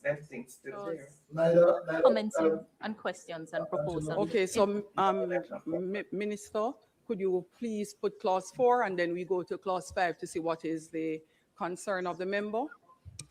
Madam Speaker, we put clause 4 with the amendment in the No, that was finished. Yeah. You said you have 5, 6, and 7? That's what I'm putting without amendment. No, the member is saying she has an issue. Okay. With number 5, you said. Oh, Go ahead, member. Thank you, Madam Chair. My understanding is that it is the intention that the remuneration of the CEO would be subject to a prescribed rate. That is my understanding, as all remuneration would be but the way it is drafted, it leaves it unclear. So clause 5.2 indicates subject to subsection. It's okay, Madam Speaker. It's okay. I'll move put clause to 5, Madam Speaker. 6. Yes. I put clause 5, Madam Speaker. Members, we put clause 5. Those in favor? Aye. Those against? The ayes have it. Clause 6. Member Malahuford? Madam Speaker, clause 6 speaks to delegation of functions. 2 questions. First, what is the difference between the authority and the CEO in this respect, since the authority essentially is the CEO and the CEO is mandated to act on behalf of the authority and be responsible for the day-to-day management of the authority. So the authority and the CEO respectively may, with the approval of the minister by instrument in writing, subject to the provisions of the act, delegate. That's the first part of the question.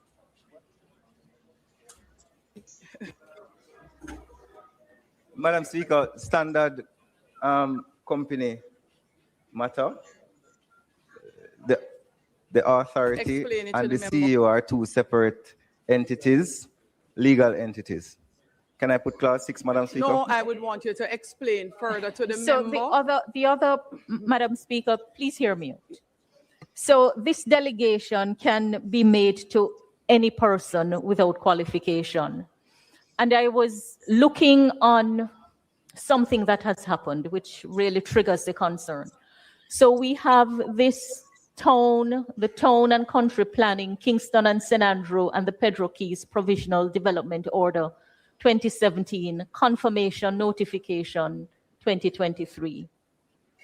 I recall on a previous occasion, I had reason to ask where it was prepared, and in particular, whether the preparation was done within the division that has responsibility for it, and I was told no. When you open the order, as well-intentioned as it is in a form that you can't use without having to get other documents and other documents. And I know that was not the intention. So when a delegation is made to any person without qualification, it may be well-intentioned, but it may lead to something else. And given the functions that are set out and the very technical nature of the functions, does it make sense to have the delegation made to any person without any qualification? It may be problematic, and I don't think that is the intention.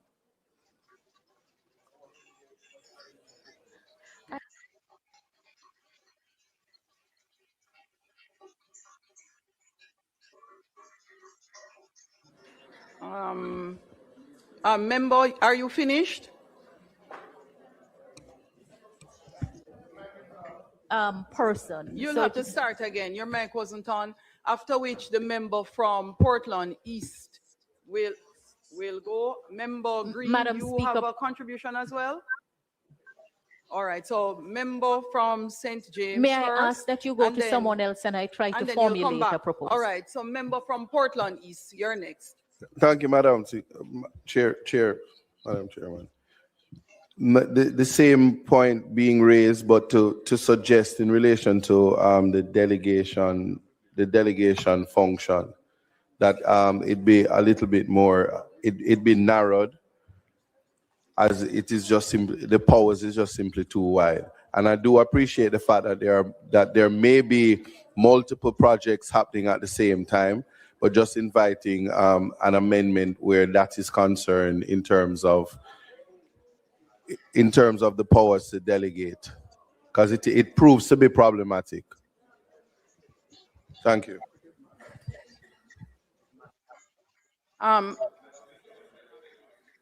Is a different issue, opposition leader? Go ahead, please. No, and then after that, Member Green. My concern is that the power of delegation is extremely wide. So other than the power of delegation itself, every other function or power in the act can be delegated.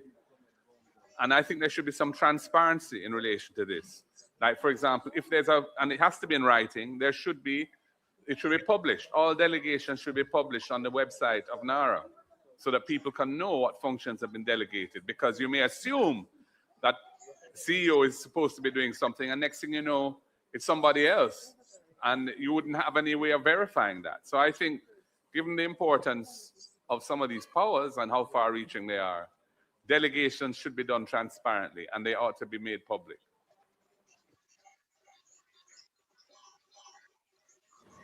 Sorry, go ahead. Madam Speaker, I have a different view. I think I appreciate the contribution of the members in relation to trying to provide a more restrictive framework, but I do believe it is clear that the delegation has to be in writing. It is clear that it cannot happen without the approval of the minister, which in my mind, those two elements already provide a restrictive framework to which the delegation can be made. And I think we appreciate why it's the authority and the chief executive officer as separate legal entities, and that there has to be some flexibility in relation to this particular clause in relation to delegation of functions, especially if we want to ensure that the NARA doesn't try and undertake every single thing, but operates on an efficiency-based model.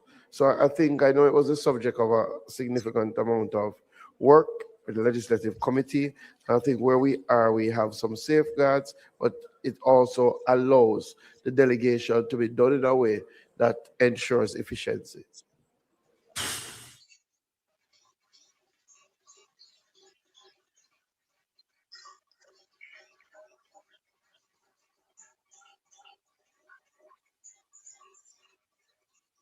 One moment, please.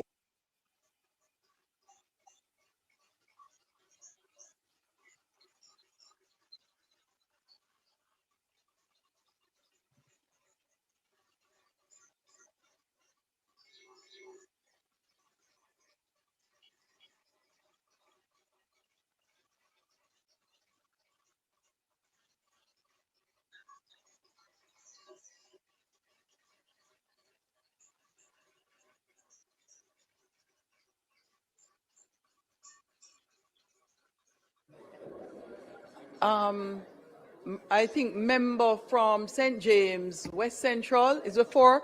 Opposition leader, you had gotten a chance to go, Portland? You had gotten a chance. You had gone already. Opposition leader, you still had another comment? Same comment. Member from St. James, West Central.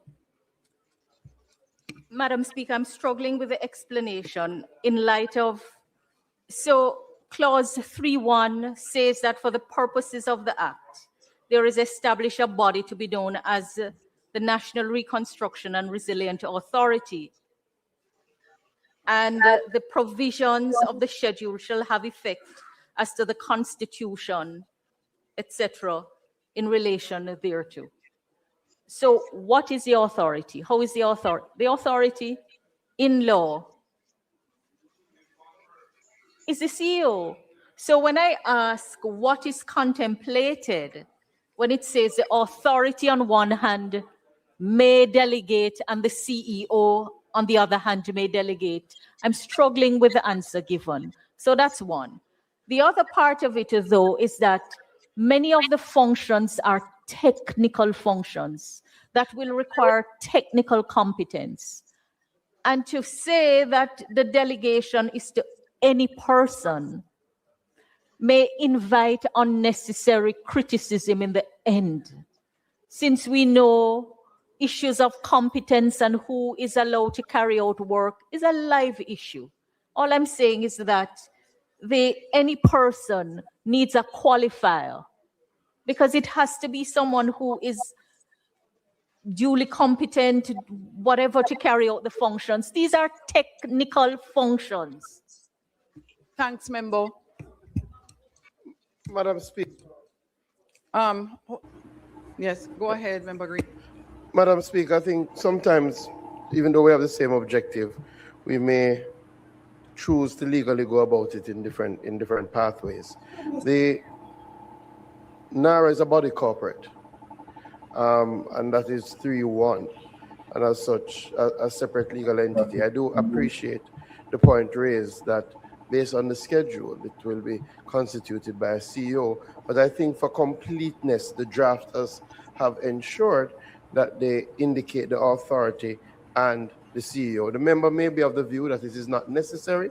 I appreciate that, but I am of the view that for completeness, it is the better approach. Outside of that, I think the limiting factor is that there has to be an approval by the minister, and it has to be done in writing. I do appreciate that what the member is saying is that sufficient safeguards in terms of technical competence, etc. But again, sometimes we disagree on what should be in legislation and what shouldn't be in legislation, especially considering how hard it is oftentimes to get legislations to Parliament. So I believe it is sufficiently broad to allow flexibility, but also sufficiently constrained to ensure that there is oversight by the fact that it has to be in writing and that the minister provides a layer of approval. I think that's important. Thank you, Member Green. Member Morgan. Can we put them just like the NSWA? Members, the question is that we put clause 6. Those in favor? Those against? Divide, clerk.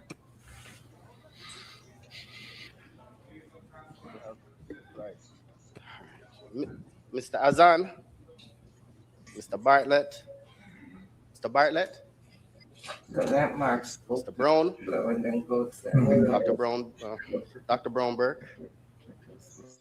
Mr. Buchanan, Mr. Bunting, Ms. Burchell, Dr. Campbell, Dr. Chang, Mr. Charles Jr., Mr. Chuck, Mr. Clark,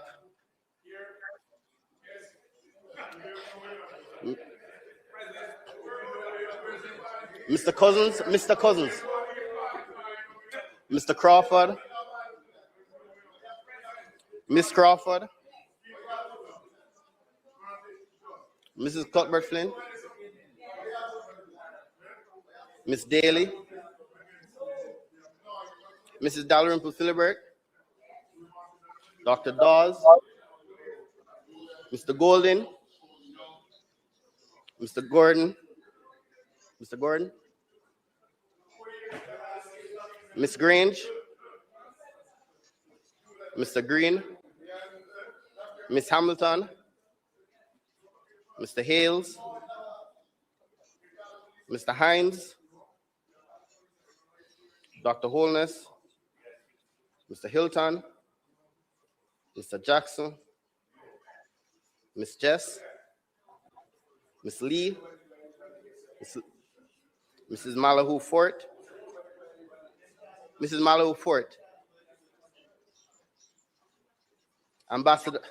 Ambassador Marks, Mr. Main, Mr. McKenzie, Mrs. Miller Bennett, Mr. Montague, Mr. Morgan, Mr. Morris, Ms. Morrison, Mrs. Nita Garvey,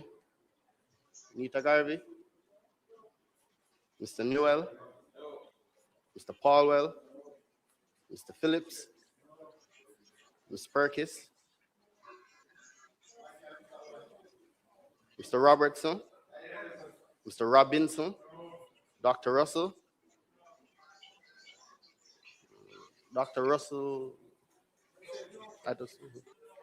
Mr. Samuda, Mr. Seabright, Ms. Shaw, Mr. Smith, Mr. Terrelong, Dr. Tufton, Mr. Darrell Vaz, Mr. Dwayne Vaz, Mr. Warmington, Dr. Wheatley, Mr. Williams Delroy, Mr. Donovan Williams, Mrs. Williams, and Mr. Witter.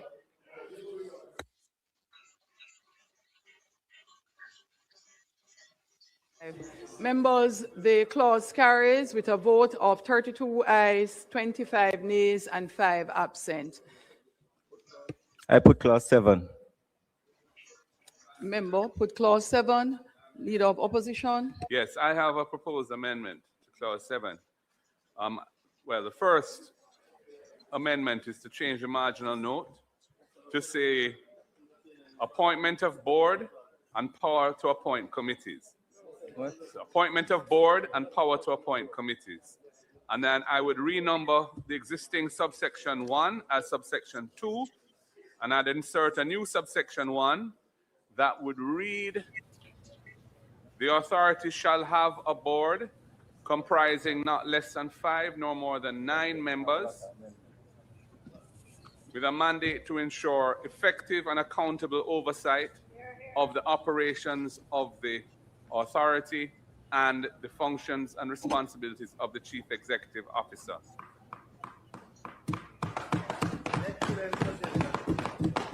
All right. Madam Speaker, I put clause 7. Let us stop that. No, not as yet, Chair. Not as yet, member. Let us stop that, and we're going to ask the panel, because we are not going to stay here until 10:30. So we could just break down this quickly, because this is right. That's So member Buchanan and member let us Green. just go to the panel. Member Buchanan, you turn your mic off, so I think All right. again. So let me say this, Brother Rattigan, in terms of some fault that I am finding. Right. Number one, the difference between the authority and the CEO. And based on my understanding, the authority would be the minister or, Andrew Wallace. And so then Andrew Wallace having the authority to select the CEO. I mean, he can select any CEO that he wants to select, and that is a very serious problem, because what if he decided to select Norman Brown? Right? If he decided to select Norman Brown, where Norman Brown, you understand, mix up with investigation and all sort of things, where Norman Brown are run, they collect millions of dollars through ATM machine and so forth and so forth. So we can't have this. Now, before we close, Mark Golden put in an amendment for a board to be appointed, right? Which the NARA bill as it stands, and not having a board and just having a solo authority like Andrew Holness, you understand? That is really seriously problematic, right? So before you answer, let me just have Bolo speak. Yes, Bolo, go ahead. Why, what a night. More ask Mr. Will Rattigan a statement. The thing that she put out, Miss, the standing order that she put out, Miss Angela Brown for, is that our standing order reads? Yeah, 43-2. Yes. Mm-hmm. Okay, all right. So you guys already asked the question, because I glimpsed Darrell Vaz being very demonstrous in the parliament earlier. So I want to know the mean to define what they mean by bad behavior or whatever she said. Mm-hmm. Define that clearly, because I've seen several instances where JLP members have gone in some very nasty behavior at the parliament, where they have them kicking them out. Exactly, and likes like Warmington. Yes, all the time. But right? To the point, you make a while ago, mistake. Yes. You talk about Mr. Brown. What about Andrew is deciding that him son them I want them to come run this thing? Because he can't choose anybody. Because he can't choose anybody. So the NARA bill as it is, and this is one of the reasons why I speak to Brother Rattigan about it. You understand? Because I mean, this is dangerous. This is strict dictatorship, and you concentrate power as a central hub in Andrew Holness. Make Andrew Holness becomes the ultimate in NARA. Right, so I do want to mention some because I mean, Norman Gordon that be the easiest thought. Imagine if you take it a step further. You know what I mean? Exactly. That is very serious. Very serious. And why it is serious, Bolo, is to the fact that his administration cannot give an account for $3 trillion. And now we are going to talk about entrusting with $2 trillion. Exactly. So let me just hear what Ratty have to say about it. All right. Yes, right. Ratty. So I have a problem. I have a problem with that. So well, just make a what Mark Golden said concerning the board, he said no less than 5, no more than 9. And I seen chat where somebody said it's 5 or 9. No. He said no less than 5, no more than 9. What you really want to say is you have either 5, 7, or 9 because you don't want an equal a number there, an even number. You don't want that because if you have an even number and you have a tie, you know, is the theme guy I go vote for that. So that's the first thing. Couple of things. I mean,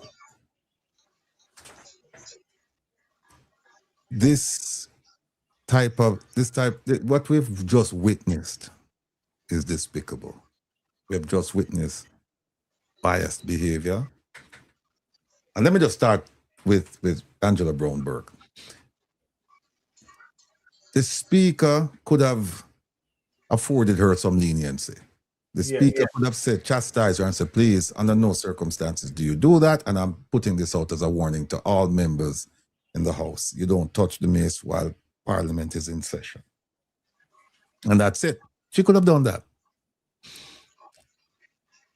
But this goes to show, and I've been preaching this thing about the standing orders for quite some time now, and I've been saying that the opposition, they need to familiarize themselves with it so that they can use it just as though she's using it. Because Section 43.2, yes, Section 43.2 says the Speaker or Chairman shall order any member whose conduct is grossly disorderly to withdraw immediately from the House. And if you go back and you look at the position of the mace in the House, even in England, they say if you touch it, it represents royal authority. That's the first thing. And if you touch it, then they consider disorderly behavior subject to being disciplined by the chair. And usually they suspend you for the remainder of the session. But they don't have to. They don't have to, right? Let me just go back to a few sessions ago with the PAAC, chaired by Mr. Peter Bunting, of which the Speaker, Madame Juliet Holness, she's a member. She's not the chair. She's a member. Yes. What she did to him then, she chastised him like a child. And I was sitting there saying, my goodness gracious, why doesn't he use it? 43.2. He could have used 43.2.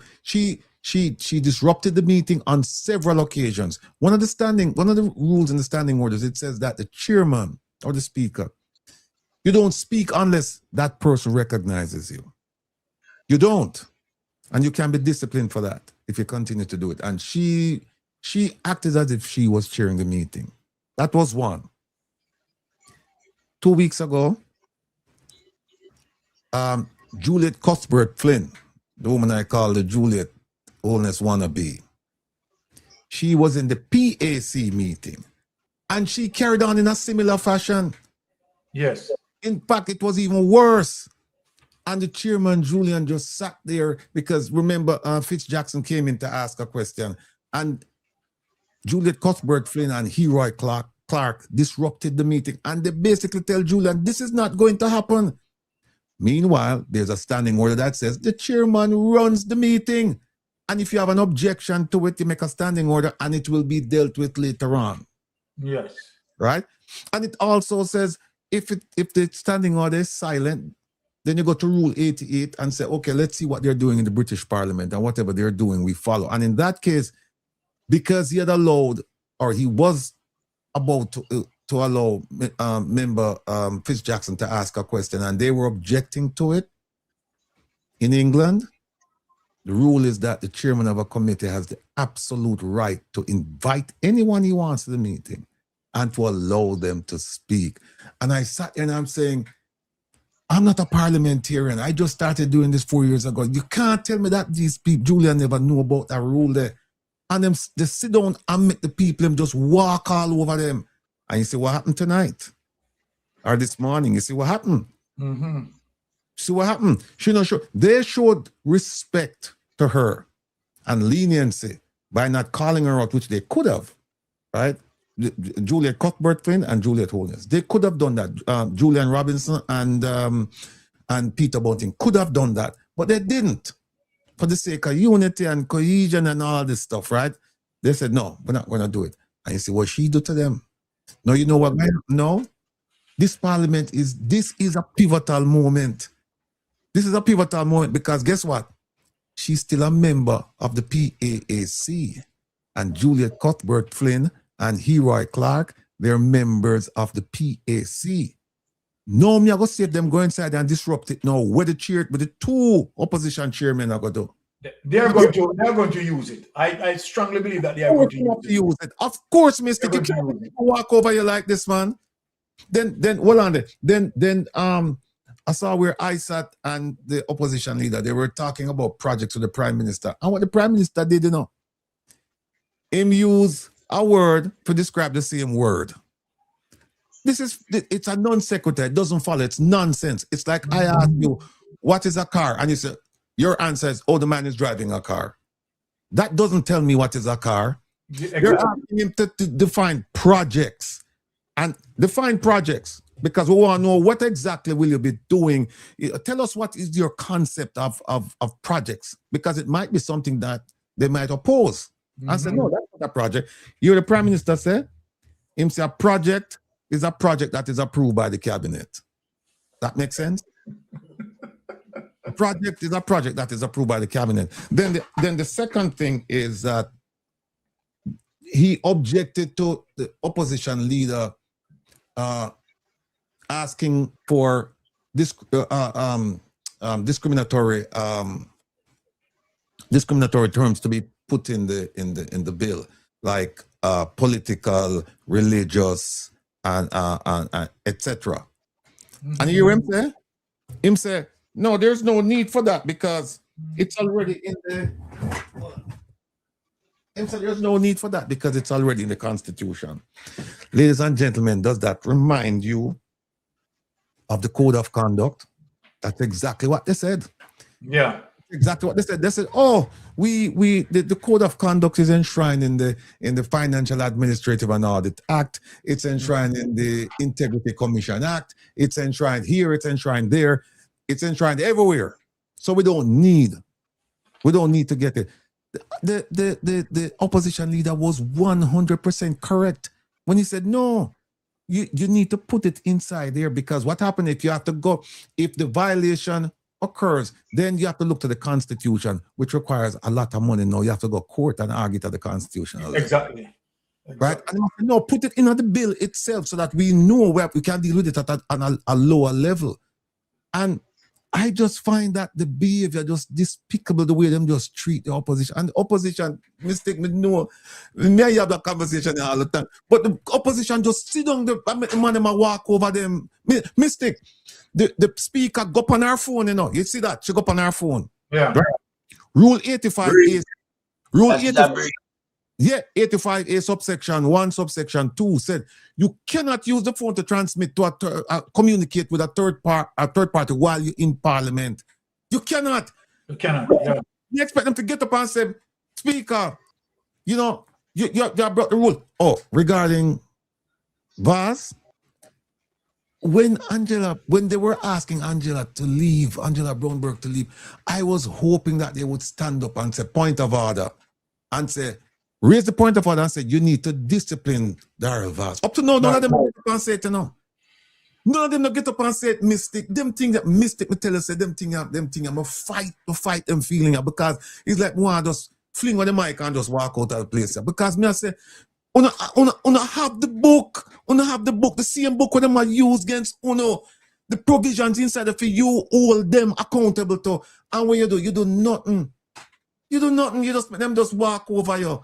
I'm looking at the chat and see how many people are saying, hey, what happened to Vaz behavior? But the question is, the speaker not going to take that up. Somebody has to make a motion. Somebody has to get up and say, point of order, speaker. Yes. What you're doing is biased and unfair, because we are now asking for you to discipline Mr. Vaz, and then you put her in a trick box. Because yeah.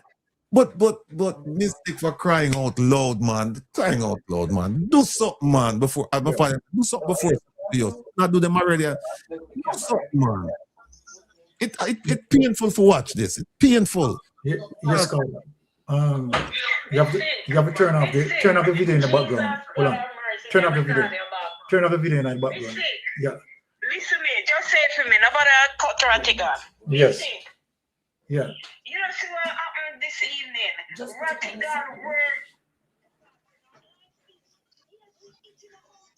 Yes. Exactly. Yeah.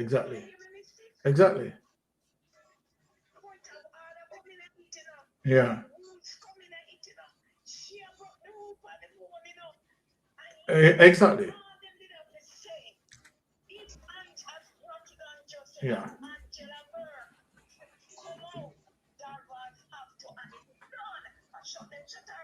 Yeah, exactly. All right. One more thing, the Mystic. Yeah. Mm-hmm.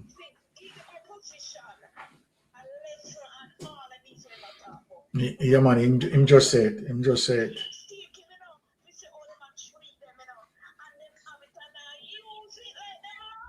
All right, cool. All right, cool. Mystic. All right. Me talk to you. All right, cool. Yes, Brother Ratty, go ahead. The other thing too, but I want the people, I want them and tell them about Malawi 14. I want them and tell them, say, when you see she jump up last week and I asked question, I said, look at the very end of what she said. When she said that this bill has to be refined in order for us to achieve the objectives, and the PNP and the other side start beat up the thing and all of that stuff. You remember what she said? The first thing she said when she come back, she said, I don't know why my colleagues over there are carrying on. I don't know why. And then went on to say, I'm vested in this bill, and I'm with my prime minister to walk this thing, to get this thing through thing. I'm gonna tell them, say, listen, she raise issues, but let me tell you something, you know. She's not going to vote against it. The woman said, nay, when she voted a while ago, you know. Me hear her. She said, nay. And nay. Yeah. And somebody must say, how you do? Because, you know, see, Juliet start get bring up on her, and all of a sudden, the yeah turned to yes. Right? And you even notice, a while ago, you know, even though she tried to pick where Morgan I say no, she still vote for it. She still vote. She go vote along party lines, people. That's what I say. No, don't put no hope in them people there. No, put no hope in them. And that's why me hear them say, oh, she got this. And I said, look, don't depend on her. Do not depend on none of them people, because they will say them for say, but when push comes to shove, they are going to vote right down party lines. And that's true. That's true. I tell the truth. Right now, I tell them my blood pressure gone up for sit down here. It's painful for you to watch what them I do to them. I said to myself, I watch them all along. I said them show them respect, right? Them show them kindness. Them give them due deference. Them do all of them things that when them could have used the book against them. Well, know that them says that them use it, and them use the book in a terrible way upon them. Them suspend the member. Yeah. I know what happened now. Them are going to have a meeting now as to how long will she be suspended, because the first motion that Floyd Green making was to suspend her for the session for now. But under the rules, Them now go have a meeting, and decide how long them are going to suspend her. And you tell me now, so una go sit down now after this. Una go sit down now. I want to chair two powerful committees, the PAC and the PAAC. And we know so we have the disruptors in them two committees there. And una go sit down now and make them come and challenge you and carry on. No, man. No. All right. Listen, what you know what you are saying is true, right? Now let me just go to Melting Pot for close us out because we have already exceeded our time. Melting Pot. Yes, sir, Lord Byron. I'm Will Rattigan. I have to, endorse everything what Mr. Rattigan said a while ago. It's time for the People's National Party to put away the Mr. Nice Guy. No more Mr. Nice Guy now. Because we have witnessed how relentless Speaker of the House is in regard to, disrupting people from the PMP side of the House. And to also disrespect them and using a callous terms that we know to be bullying the people from the People's National Party. No, as you rightfully said, Sir Will Rattigan, the People's National Party is in charge of the PAC and the PAAC committee. And that's where they must exercise dominance, in the right way, and stop giving these people all the respect that they don't deserve. Give them all the time in the world to perform corruption right in front of our eyes. Because we're size 14 going with a corruption. Where Flight Green come talk out time out, it don't make no sense. You understand? Because as I said, I've seen where they have violated Westminster terms and principle in Parliament. And now to come and use just a little object that belongs to the monarchy, the maize, and she did not lift it up. She probably just brush her hand against it and it becomes a hula baloo because size 14 know the terms and conditions and she utilize it. Now I want to see the People's National Party utilize the knowledge of what they know about the terms and conditions when it's in their hand. Use it to the fullest advantage to maximize respect for the People's National Party. You have to show these people say you are attuned and adverse to the rules and regulation of party, of the Parliament. Now, it seems like the Holiness administration realized that there's a weakness within the People's National Party administration as it relates to the rules of Parliament, and they are using it to their full advantage. Now we are saying that must be stopped. People's National Party representative must read the Parliamentary Code of Ethics. Be adverse to it. Know when to use it. Know when to apply it. Because if they don't, then Labour administration will always have the upper hand over them. So I'm saying it's time for putting aside the Mr. Nice Guy. The people want to see real action. The people want to see a fight. That is a fair fight. We don't want to see a one-sided fight. Where them balloon, size 14 balloon, I'm going to market girl. Balloon, a guy will make Jamaica, look like it not try again in the international world. Because the outside world don't really regard Jamaica parliamentary system and democracy anymore, Because them know it's a crime minister run the place. You understand? And those people far afield know that they could not carry out the course of action where them see the Prime Minister holding in Jamaica do. They would lose for them job. So you think the international community have any faith in a Jamaica policy going forward? No, they don't. Because they know the place is not being run along the line of, true political representative that comes with transparency and accountability. They know it's a mafia administration around the place. The place not different from some South American country where some linchpin individual hold the country in them iron fist. That happened to Jamaica. The parliamentary system highlighted to the world. Just look at the disgrace. Because size 14 is there trying to make sure everything go along the line of the Jamaica Labour Party. Because they are in the wrong right now. And all of them over there seriously no time to wind up on them.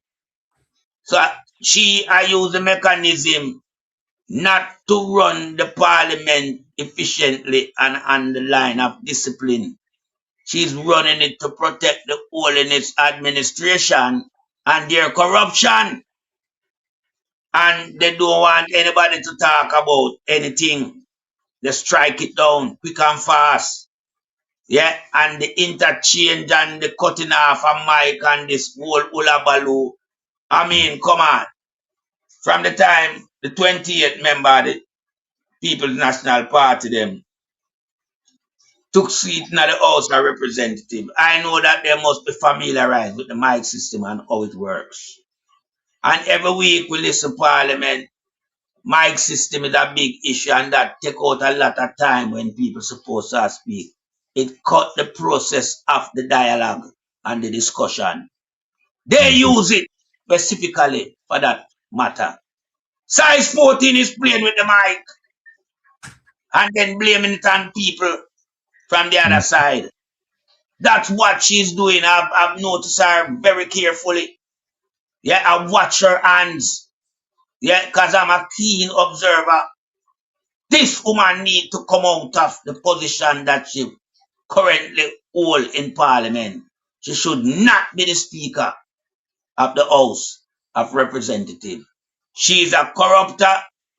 She's actually under investigation. Because when you talk about one, you have to mention two. The holiness is under investigation. Both of them filed together. And both of them statutory declaration cannot be certified. When you talk about Andrew's statutory declaration not being certified, it also includes size 14 Juliet police. FR1 can't certify either. So both of them are uncertified and should not even be in our parliamentary system causing mayhem. Now, Jamaican people, yeah, there is a need for the entire Jamaican population to war against the holiness administration and the role and responsibility that they have in our parliamentary system. Yeah, they have desecrated parliament to holiness. Yeah, and as such, they must be stopped. Yeah, and I just want the People's National Party representative in Parliament to be fully aware of what Parliament entails. Learn about the ethics of the parliamentary system. Yeah, be familiarized with everything. And so you will have a more, backbone to stand up against these wicked oppressors. And I yield back the floor. All right. Thank you for that melting pot. Let me just have a caller speak to us. Right. Yes, caller, you're on Mystic Sensation Live. Go ahead. Yeah, good night. Good night. Blessing night. Yes. Me, I never get to watch it today because I was on the road. Yes. But when I see you showing it tonight, I'm not lying, my blood a boil. You see it? Yeah, man, my blood a boil, man. My cross, me ignorant. I'm ignorant from my party. Yes. Because from the other day, me I realized they need to pull on them foot. They need to pull on them foot and face the giant them. Well, they need to. well, as Because as we Brother Ratty said, yes, me I look on it. Juliet always have the book in her and I read it. She have the book I read. And at no time I see the PNP do that something there. So same as how she can pick it up and look at it and say, this is how it happen. Me I ask myself why they not do it. So why they must so lenient with them people there and then not lenient with we. well, I mean, look, brother, brother Ratigan, ventilate the very same thing, and here you are ventilating the same thing, and I do agree that, look, since she can now use that right against them, as what we know that the People's National Party hosts the PAC and the PAAC, right, and exactly. Me see it in it when the to that's me I wonder. I want charity for still Juliet For Juliet, exactly. The parliament, the House and now. So going forward, right, they need to take, because remember, everybody see it, everybody see the disrespect, So then going forward, let us see, you understand, we are telling them that when them host their committee meeting and you have any sort of behavior, you understand? Exactly. Do the same process, and I do agree. I do agree. I do agree. Yes, I do agree.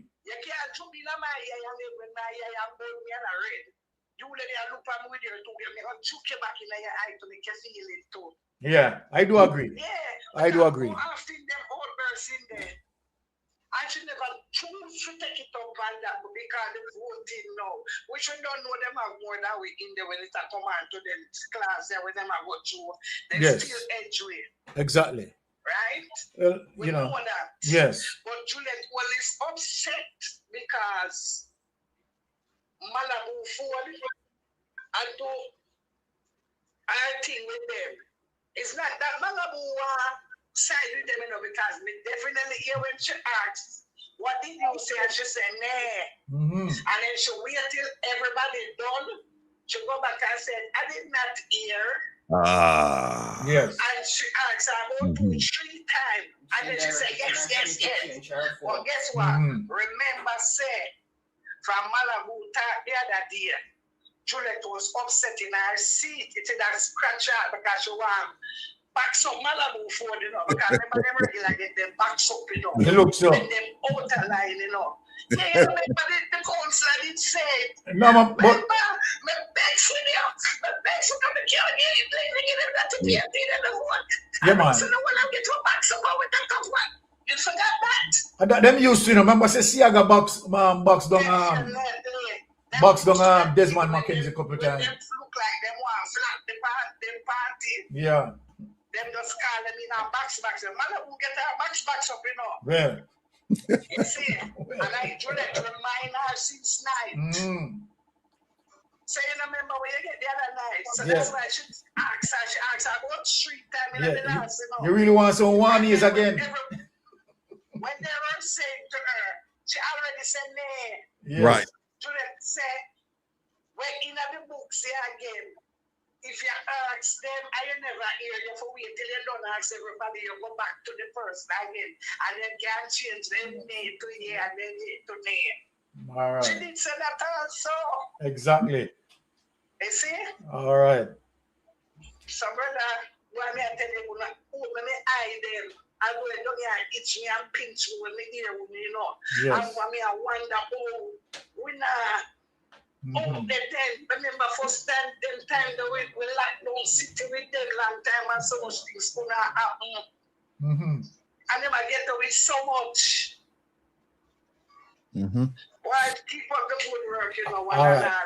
Blessings, my sister. People life can change. All right. Blessings. Yeah, man, bless you. Take care. Yeah.